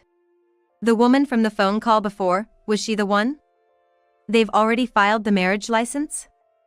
As I searched for words, Michael, mistaking my shock for distress, continued with a half-laugh. A girl who's young and sweetly dependent is way better than an older, charmless woman like you. Dumping an old hag like you is the right choice. Hearing those words, all the swirling emotions in my head just disappeared. And then my honest reaction came out. Oh, is that so? Thanks for breaking up with me. Eh? Michael, who had assumed I would be upset, seemed surprised by my unexpected response. Honestly, I've been wondering whether it was right to marry you. Thanks to your unreasonable behavior, now I can retaliate without holding back. Thank you. What? Wait, Maple, what do you mean? Michael, who had betrayed me first, seemed confused. Did he expect me to be crying and begging? I had no feelings left for Michael as a fiancé. We're now complete strangers. Don't ever call me again. Goodbye. Michael seemed to be saying something on the other end, but I mercilessly hung up the phone. Perhaps it's better this happened than to marry with doubts. However, canceling the wedding means a lot of follow-up work. Thinking about it, I can't rest until I get back at Michael. I decided to seek revenge on Michael. About a week after the wedding was called off, Michael called. He sounded frantic. Hey! What the heck is going on? He yelled as soon as I picked up. You don't need to yell, I can hear you. What do you want? I told you not to call me again. That's not important right now. There's a huge mess at my work. You did something, didn't you? A mess? What exactly? When I pressed for details, Michael stumbled over his words. I imagined him now, surely looking frustrated. At work, rumors are spreading that I was two-timing. Only someone like you would do this. Is this your way of getting back at me? How vindictive. It's not a rumor, it's the truth. And since we invited colleagues from both our workplaces to the wedding, it's natural they'd be curious why it was suddenly called off. So, maybe. But, I even got called in by the president today. He seemed desperate to paint me as the villain. Michael was trying hard to find reasons to blame me. But regarding the broken engagement, Michael is clearly at fault. I responded firmly. Of course. My father must have talked about it. What do you mean? Why would your father be involved? Actually, my father is the president of his company. He knows Michael's company's president personally, and they even interact privately. So, it was natural for my father to talk to the president when his daughter's wedding got cancelled due to Michael's selfish reasons. I conveyed this fact calmly to Michael. What? Your father is the president of that major company? They're one of our biggest clients. Didn't I tell you? Originally, my father planned to let my husband take over the company. He wanted me to marry someone capable. But no matter how professionally competent, if someone's character is trash, it's pointless. My father dotes on me, but in a way, he's old-fashioned, thinking of handing over the business to a son-in-law rather than his daughter.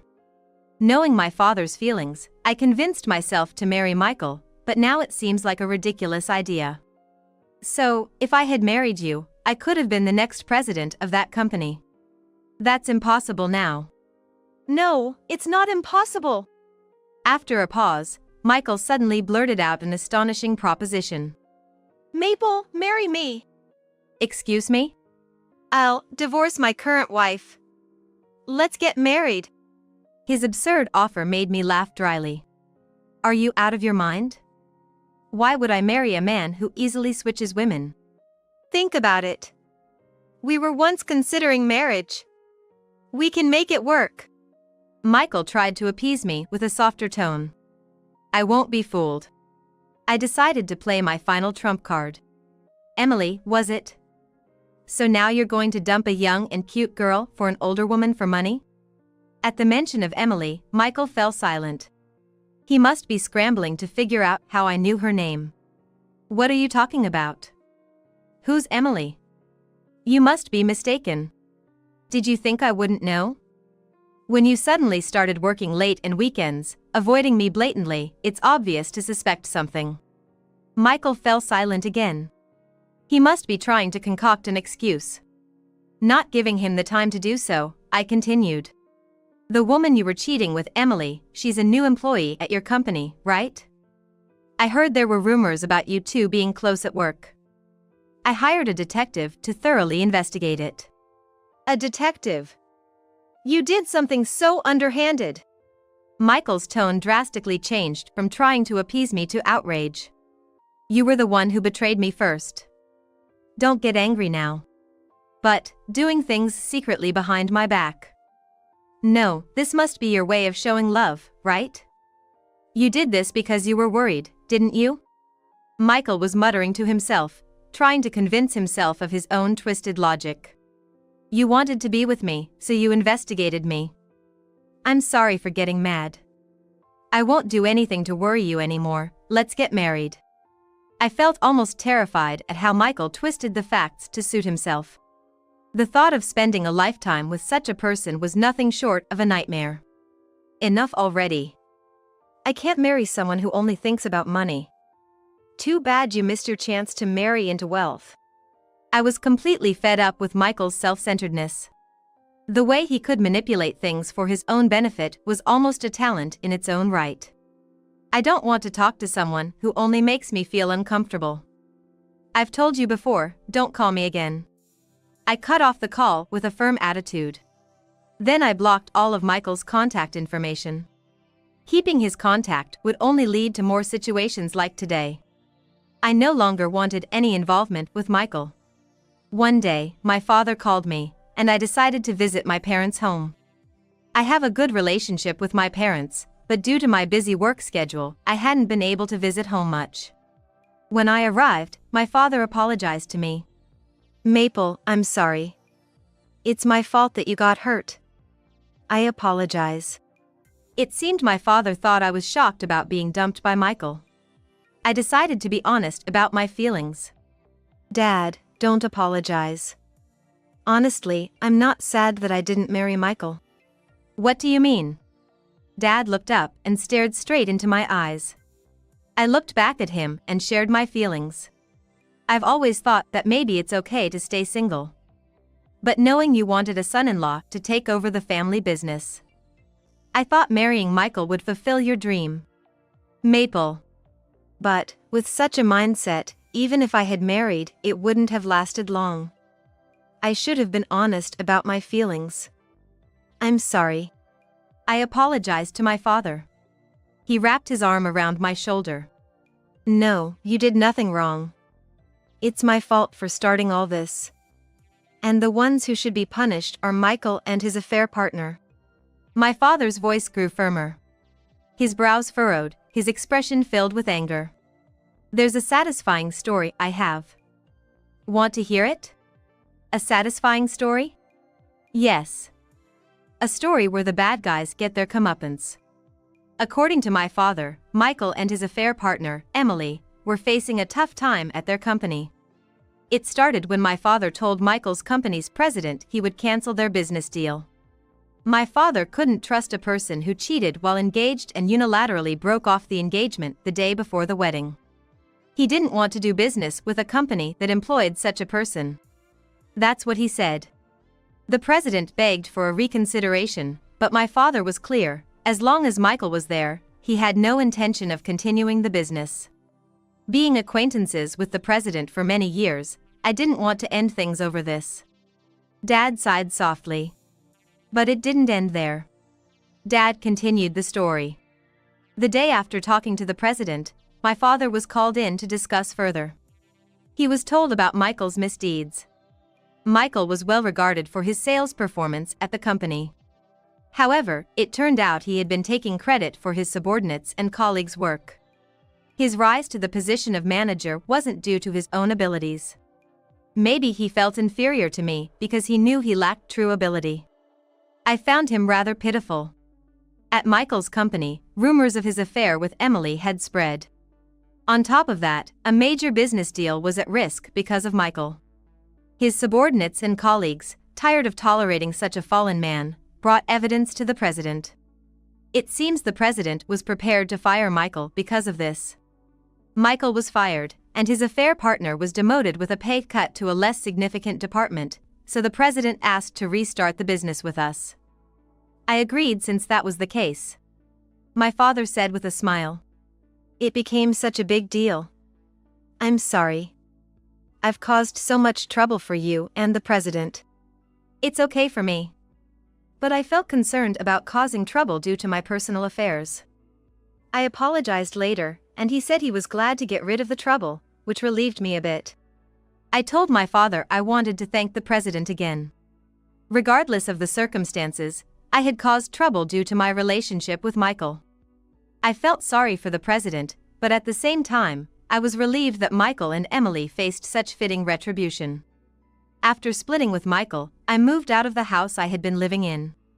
It was to avoid Michael coming around, and that decision turned out to be correct when an incident occurred. Michael had been waiting for me outside my workplace, timing it with my office's closing hour. Honestly, I didn't even want to see his face, but if Michael caused any problems, at least there were people from my office around for safety.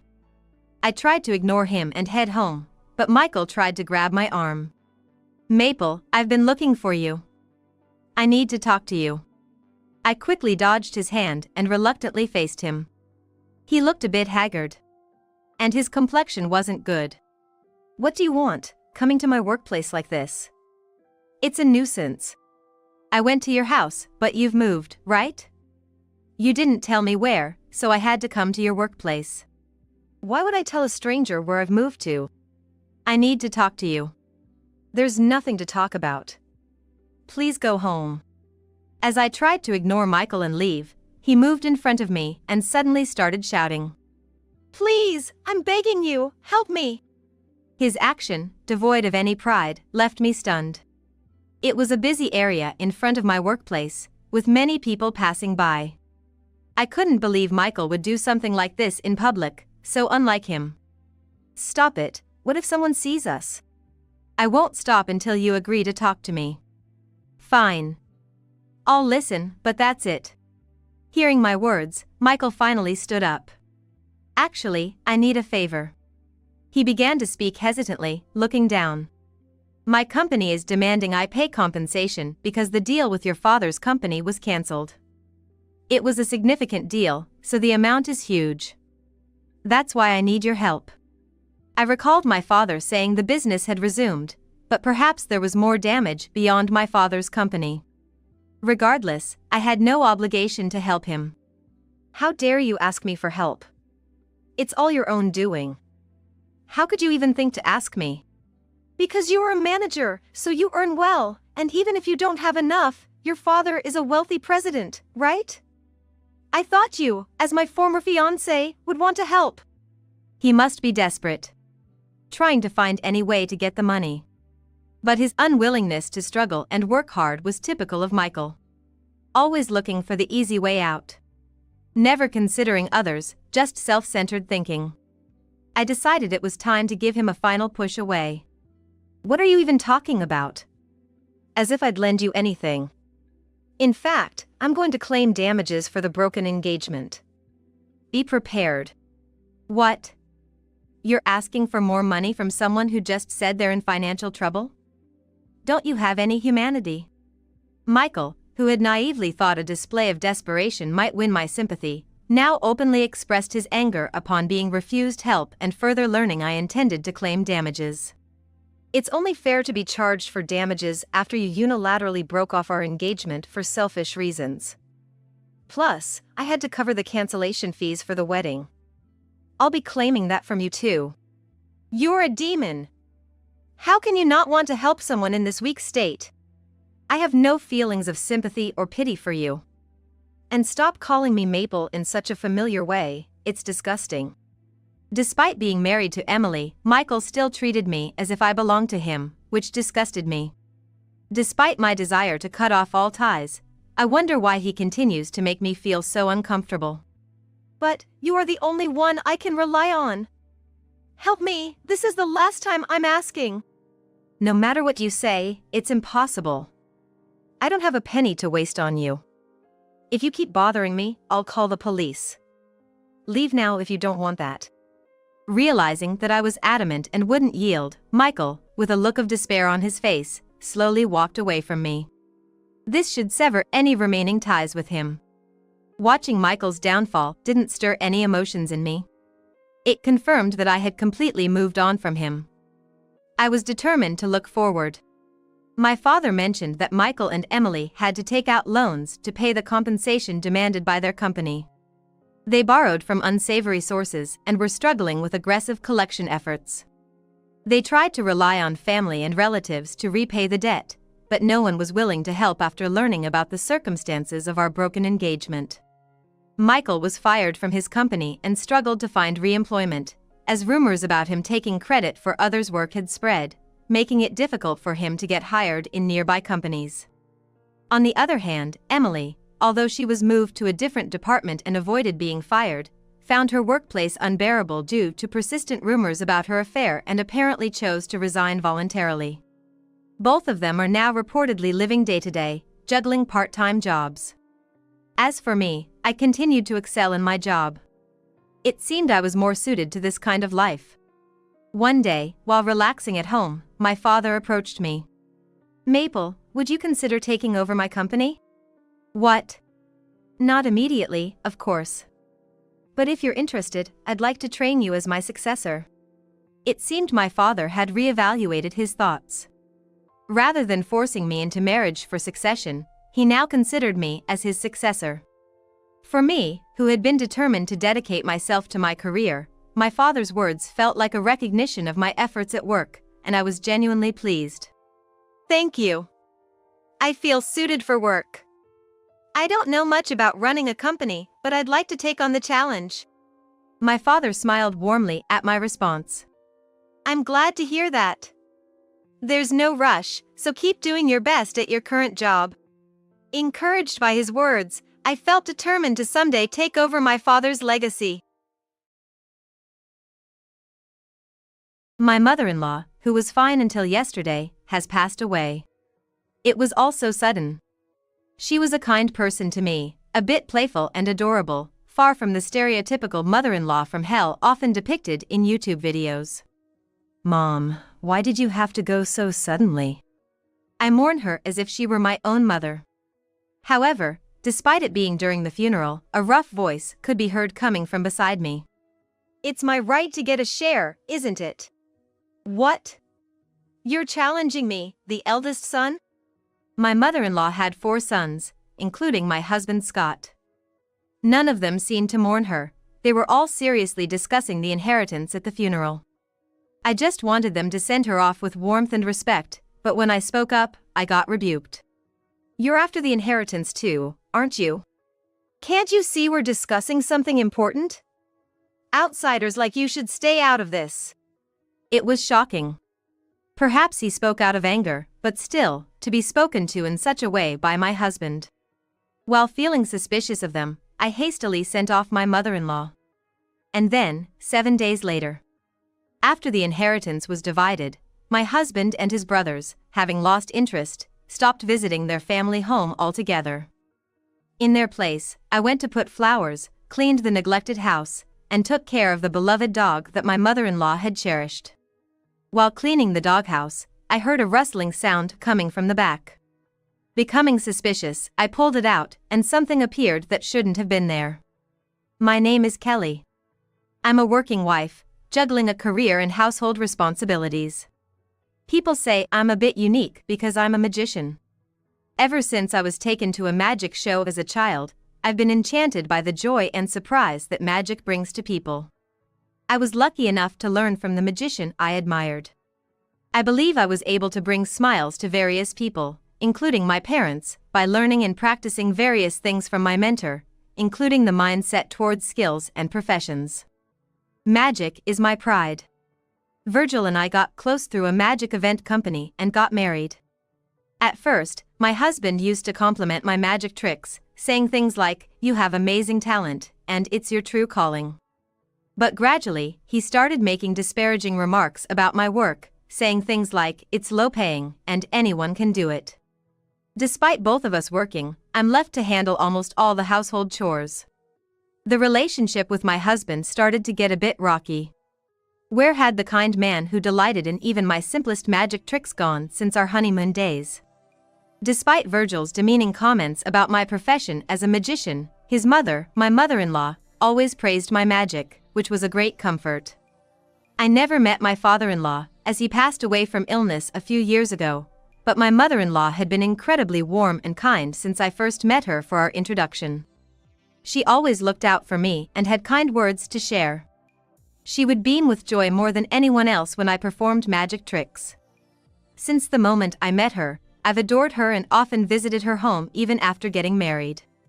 She had a big family, with 4 sons including Virgil and 10 grandchildren. She lived with the eldest son's family. They once welcomed a cute, large breed puppy, but as the dog grew, they started neglecting it, except for my mother-in-law, who took great care of it. Whenever I visited, I would help with brushing and walking the dog, and it eventually grew fond of me. I've always loved animals. Especially loved dogs, and now it warmly welcomes me every time I visit, which I find incredibly adorable. I used to have great chats with my mother-in-law about the dog, but the eldest son's wife once told me not to come over so often as it was a nuisance. I realized that frequent visits from an outsider could be bothersome and decided to refrain from visiting for a while. Although this distanced me from my mother-in-law for some time, after having 2 children, our interaction resumed, albeit not as frequently as before. Are you heading out? Yeah, didn't I tell you? I'm busy with work since I got promoted. Are you going to your mom's place again? Must be nice to be free like that. Okay, have a good day. His sharp tone made me want to argue, but I held back my words. Virgil was often away due to work, and we rarely visited his mother's house together. One day, my mother-in-law invited me over, saying she bought some snacks. Your birthday is coming up soon, isn't it? What would you like this year? I appreciate it every year, but now that I'm turning 60, I don't really crave material things anymore. Wait, you're turning 60? Hey, don't say it so loudly. I mean, I already have lots of grandchildren, so I guess I'm a respectable grandma now, huh? Let's celebrate. I'll organize it. I'm sure everyone will want to make it a big celebration. Oh, really? Do you think so? My mother-in-law was hesitant, but she seemed somewhat bashful about it. After returning home, I immediately called my husband's brothers. But none of them or their wives seemed enthusiastic about it. Even my husband was indifferent. What's that about? I'm busy, you know.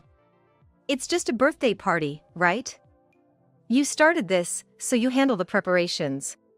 He said coldly, leaving me feeling downhearted. Somehow, though they wouldn't help with the preparations, Virgil's brothers and their families agreed to attend the party. I didn't want to disappoint my mother-in-law, so I put my all into getting everything ready for the big day. All right, it's perfect. While my mother-in-law, whom I had sent to a nearby cafe with some money, was away, I decorated the house and prepared the feast. As Virgil's brothers and their families arrived, not one of them brought a gift or even thanked me. My husband was no different. I didn't expect thanks for organizing something I took upon myself, but I couldn't shake off the feeling of being unappreciated. Even before my mother-in-law returned, they started to dig into the food and drinks, and I had to stop them just in time. Oh my, everyone came to celebrate? She was delighted to see her sons and grandchildren all gathered. She laughed heartily at the new magic trick I performed with the kids. "Thanks to Kelly for organizing today's party," she said with a smile as we washed the dishes together. After the party, when everyone left without helping clean up, and the eldest son's family retreated to their rooms, I felt a bit miffed. But seeing my mother-in-law happy made it all seem worthwhile. "See you later, Kelly." She waved goodbye with a smile as I left late in the night. Little did I know, that would be our last exchange. When I got home, I found a letter in the mailbox. The contents made me feel a bit exasperated that nobody had bothered to send anything for my mother-in-law's birthday. The next day, while my kids were at daycare, I decided to return the containers I had used to bring home leftovers from the party. I felt an odd sense of urgency that morning. No one answered the doorbell. It seemed like the house was empty. As I was about to leave, I heard the dog barking in the yard. What happened? I found the dog's chain tangled around it. After freeing the dog from its collar, it dashed straight to the window of the veranda. Through the window, I saw my mother-in-law lying on the floor in the living room. "Mom!" In a panic, I rushed around to the front door, which was thankfully unlocked, and hurried into the living room. My mother-in-law's beloved dog was desperately barking next to her, lying motionless as if crying for help. I immediately called an ambulance, but it was too late. My mother-in-law, who had been healthy just the day before, had passed away from a stroke. My heart was filled with a sense of loss, but there was no time to grieve as I hurriedly contacted family members. Soon, the funeral came. My mother-in-law, who had 4 sons, was not mourned by any of them. Throughout the funeral, they only seemed seriously interested in discussing the inheritance. Despite my suspicions about them, I placed a photo from the recent 60th birthday party inside her coffin and hurriedly sent her off. I expressed my desire to put flowers in the vase next to my mother-in-law's photo, and the eldest son's family begrudgingly let me into the house. I invited Virgil, but he just said, "I'm busy," and couldn't join. From the balcony, I could hear the dog whimpering sadly, whine. The eldest son's family didn't want to care for the dog, so I negotiated to look after it in the mornings and evenings, fitting it in between childcare and work. In a little while, I'll negotiate to take the dog home with me. I thought to myself. Today, with some extra time, I was cleaning the neglected doghouse and discovered something stuck to the ceiling inside. It was hidden from outside view. Curious, I peeled it off. Perhaps to protect it from getting wet, a fancy envelope in a plastic bag. Inside, a note in a pop font read, "A gift for the person taking care of the dog." Open the trick box. Another paper included a map with "Here's where the trick box is" written on it. It seemed like a joke meant for kids. Although I could have ignored it, something made me curious. The usually calm dog barked excitedly, as if encouraging me to look. Following the map, I started digging in the indicated spot. Could there actually be treasure buried here? As I was lost in thought, digging, the dog joined in to help. Soon, a trick box emerged from the ground. It seemed like a child's toy, but was quite tricky to open. Thanks to my experience with sleight of hand and magic, I struggled but eventually managed to open it. Inside, there was a letter addressed to Kelly and a small key. The letter explained that the previous note was made to look like a joke so that my money-minded children wouldn't take it seriously. The note stated that the hidden location of the safe, which contained items not to be found, was written down. Apparently she had been planning and preparing for quite some time before she passed away. Furthermore, the letter revealed that her eldest son and his wife, along with Scott and his other brothers, had been borrowing money from her, leaving no inheritance in the house. She wanted to leave something for me, who had been kind to her, and instructed me to pretend I didn't find anything and accept this gift. Following the map, I found the safe and opened it with the key from the trick box. Inside were several pieces of jewelry, including diamond rings and necklaces. I didn't know the value of these sparkling diamonds, but I was touched that my mother-in-law had left something for me.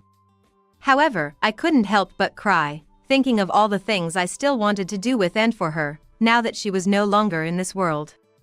I decided to honor her last wish and keep this discovery a secret from Virgil and his brothers. Then, my phone rang. It was Virgil. Hello? Hey, you need to be there for the inheritance discussion. It's the day after tomorrow. Bye. Hey, wait. He said abruptly, and the call ended. After that, he didn't come home, and I reluctantly went to the meeting. There, all of his brothers and their wives were present. Seeing the bank books and metal items on the table, everyone sighed in disappointment. The eldest son, Scott, incurred huge losses in the stock market. The second son, John, spent a fortune on extravagant affairs, and on top of that, my husband Virgil loudly complained in front of everyone, "I'm struggling because my allowance is too small." The wives of each brother all looked at me at once, but this was the first time I had heard such a claim from my husband. "No, you spend most of your earnings yourself, ouch." I began to retort, but was interrupted by a sharp pain. Virgil had pinched me hard on the back. Feigning ignorance, he continued to lament about being broke. "Anyway, I have no money." Despite the pain, I couldn't help but think something was off. Afterwards, the second son, John, who had started a business, was struggling with debts, and the fourth son, Gordon, had a hobby of collecting cars and apparently needed money for that. It turned out that everyone, each for their own self-made reasons, was short of cash. They had all begged my mother-in-law for money during her lifetime, leaving no substantial savings to be called an inheritance. This revelation led to an ugly exchange of insults and blame that was too harsh to be made public. It was a good thing I had left my children with my parents. Had they been there, I would have deeply regretted it. The brothers shouted at each other, and their wives did nothing to stop them, instead joining in. My attempts to calm everyone down were ignored. Afterward, someone suggested, "We have no choice but to sell the family home," but everyone agreed, "Even if we sell it, it won't bring in much money. She was a useless old woman. What does she think we lived together and took care of her for? At least do something useful for your children in the end." I couldn't take it anymore. I slammed my hands down on the table. Everyone was shocked, and the room fell into complete silence. What are all of you saying? It's shameful. Talking about money like this. How can you speak ill of such a kind woman? It's terrible. Don't you have any heart? Everyone was stunned by my outburst, but my husband grabbed my shoulder tightly. Hey, you're not involved in this. Don't butt in. If you're gonna keep yelling, just go home, he said angrily. But I stood my ground and shook off his grip. Fine, I will go home. And while I'm at it, I'll leave a divorce paper and leave for good. He looked baffled, not understanding what I was saying. What? Are you serious? Don't make a scene here. Do I look like I'm lying? I'm serious. My decision to divorce wasn't spontaneous. I had been contemplating it for a while. And recent events solidified my resolve. I looked at my husband with an unwavering resolve. My husband realized I was serious. Why, what happened? Is it because your beloved mother-in-law is gone? It's not just that. We can't settle this here. Let's go home. That day, the meeting ended abruptly, and Scott and I returned home. Back at home, just the two of us, a heavy silence filled the room. Sitting across the dining table, Virgil looked utterly confused and defensive. He took out a beer from the fridge for himself, popped the tab open, and began to drink. Sensing unpredictability from him, I discreetly switched on the voice recorder I had hidden in my pocket earlier. It might come in handy later. So? Why did you say you want a divorce? Have you lost your mind? I haven't lost my mind. I told you, I'm serious. You know the reason better than anyone, don't you? Huh? I hate it when you beat around the bush. Just tell me the reason, straight up. He slammed his half-finished beer can on the table. Unfazed, I calmly responded. I got a call. From a woman saying she wants to marry you and for me to leave you. His face changed in an instant. Someone you're getting along with? Her, right? Yes. Your mistress. She's very young, isn't she? I was surprised. Her syrupy, immature voice had called my cell phone. The news was a shock, but it also made sense. He had become distant after we got married because he had a mistress. Without me asking, she gushed about their romantic escapades. Day trips, stays in hotel suites. I couldn't help but question her nerve for telling all this to his wife. However, as she spoke, I decided to gather evidence of the affair. I started recording midway through the conversation. Furthermore, by expressing envy like, I've never stayed in such a hotel, I'm jealous. I'd love to see it, and flattering the mistress, who was reveling in her superiority, she surprisingly ended up sending me photos taken with my husband in a suite room. Photos that showed a lot of skin, even going to the extent of mailing them to me. Though I was filled with disgust and anger, I was glad to have solid evidence. She called a few more times, happily telling me how my husband spent most of his weekends at her place, paid her rent, and showered her with expensive gifts. Things he never did for me and our children. So much for his complaints about having too little pocket money. His busy work excuse was mostly a lie. His late returns from work and weekend duties were all excuses to spend time with his mistress. Pretending to be oblivious, I once called his office on a day he claimed to be working overtime. Of course, he wasn't working, and there was no promotion. In fact, he had been absent without leave, causing trouble at work. You neglect your duties, drown in a woman's arms. What are you doing? It's pathetic. You called my office? That's a violation of my privacy. My husband, with his face turning bright red and spitting in anger as he shouted, was quite an unsightly sight. Don't be ridiculous. If necessary, I'll have your office testify. You could even be sued by them for your unauthorized absences. What? And with no raise, how can you afford to pay your mistress's rent and lavish her with brand gifts? Did you use the money you begged from your mother for your affair? Damn it, I don't want to be lectured about how I use my money by a stranger like you. Fine, let's get divorced. I'll marry that young, cute, and kind girl. I'm sick of you, a charmless nag with kids. It'll be refreshing to be rid of this burden. He was infuriated, but I calmly presented the divorce papers I had previously obtained. I've filled in my part. Will you sign? Sure. He furiously wrote his name and stamped it. I'll file this. I'll contact you later about alimony and child support. Get out, get out. I carefully put the divorce papers in my bag, left the house without looking back at Scott, and headed to my parents' house. At my parents', they warmly welcomed us. The kids were happy to live with their grandparents, and our lives were filled with more laughter and joy than before. I devoted myself more to my work. One day, while everyone was out and I was alone. After finishing chores, I was relaxing on the sofa watching recorded TV shows when the doorbell rang. Without checking properly, I casually opened the door, hi, and it was Virgil. I realized my carelessness too late, the damage was already done. I saw his menacing face as he blocked the door with his foot. It's been a while, he said, looking down at me. What do you want? Receipts for jewelry purchases made by Mom surfaced. What? The jewelry found at the family home was all fake or cheap. I think you might have the real stuff. Huh? I haven't received any expensive jewelry like that. Really? Maybe you sweet-talked my mom into buying them for you. I would never do that. I'm not like your mistress or your brothers. Really? Then show me around the house. What? I told you I don't have it. Hey, wait a minute. Ignoring my protest, he barged into the house. "Stop." I rushed to stop him, but he pushed past me and started rummaging through drawers and shelves. He must have been looking for the jewelry my mother-in-law left after her death, hidden in the trick box. "Oh, this must be it." He found an ornate jewelry box and his eyes sparkled with greed. "That is." As he opened the box, boink. Whoa.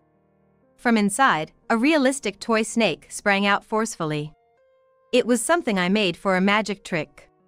It was too realistic and unpopular among audiences, so it was never used. Scott recoiled in surprise at the toy snake, and I had to suppress a laugh at his foolish appearance. "What the hell is this, Kelly? Are you making fun of me?" "Of course not. You're the one who opened it." "Damn it, you're playing games with me." The item Scott was searching for was now safely stored inside the trick box in the safe. He continued his search. And eventually found the trick box. "What's this, a toy?" However, he quickly lost interest and started looking elsewhere. I breathed a sigh of relief that he didn't find it. "Where is it?" he yelled in frustration. Just then, a stern voice cut through the tension. "What are you doing here?" It was my father. Surveying the chaos in the house, my father, who practiced martial arts and was quite intimidating, angrily said, "What's with this mess?" "This is breaking and entering." Virgil, who had always been intimidated by my father, hastily stammered an apology and fled like a flash of light. "Sorry." After explaining the situation and apologizing to my father, he was more concerned about my well-being, asking, "Are you okay? Did he do anything to you?" Later, when my mother returned, the three of us cleaned up the room and went to pick up the kids. I later heard from my lawyer about Virgil and his family's current situation. The brothers had searched everywhere for the expensive jewelry they believed my mother-in-law had bought, but of course, found nothing. He still suspected I had it and even mentioned it to the lawyer during a visit, but the lawyer firmly stated it wasn't with her, and Scott seemed to finally accept it. He had lied a pay raise, and spent most of his time at his mistress's place. His work attitude worsened, his performance dropped, leading to a demotion. Frustrated, he quit his job amid a recession. Unable to afford his mistress's rent and gifts, he became completely dependent on her, and she eventually grew tired of him. The end of the money marked the end of their relationship. Despite her earlier boasts about their love, she had no intention of supporting Virgil indefinitely. I'm also suing the mistress for damages, as there's ample evidence against her. There's an abundance of evidence, so there's no way they can talk their way out of it. Virgil's brothers, who had relied entirely on my mother-in-law, were now constantly complaining and fighting over the inheritance. It seems that my lawyer has also been receiving inquiries about divorce from my husband's other brothers.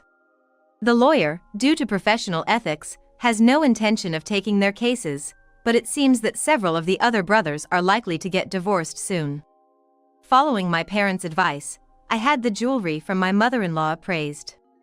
The largest diamond ring turned out to be worth around $50,000. Surprised, I decided to heed my parents' advice to use it wisely. I plan to give some of it to my children and the many innocent grandchildren of my mother-in-law when they are older. I believe she would be happy with that decision. As for me, I have a dream. Once my children are older, I want to tour the country and delight more people with the magic that my mother-in-law loved so much. I hope she watches from heaven. And if she could watch my magic tricks from up in the sky and smile, that would make me very happy. And then came a joyful bark from my family, all animal lovers. After leaving the house, I was always worried about my mother-in-law's dog, which I had left behind. Although it was wrong, I secretly visited and took care of the dog while the eldest son's family was away. The dog, nearly neglected, was overjoyed to see me. My lawyer managed to negotiate with the eldest son's family, and surprisingly, they agreed to give the dog to me unconditionally. They no longer had the means to care for it. I thought they might demand money for the dog, so I prepared some just in case. However, it seemed that the eldest son's family no longer had the capacity to even care for the dog. Today, I officially welcomed my mother-in-law's dog as our family pet. The children were ecstatic, petting the dog, which rolled on its back, wagging its tail as if it would fall off. I silently vowed to my late mother-in-law I would take care of the dog until its end. Looking up at the sky. It is cloudless, expansive blue sky. Today was a perfect day for a walk.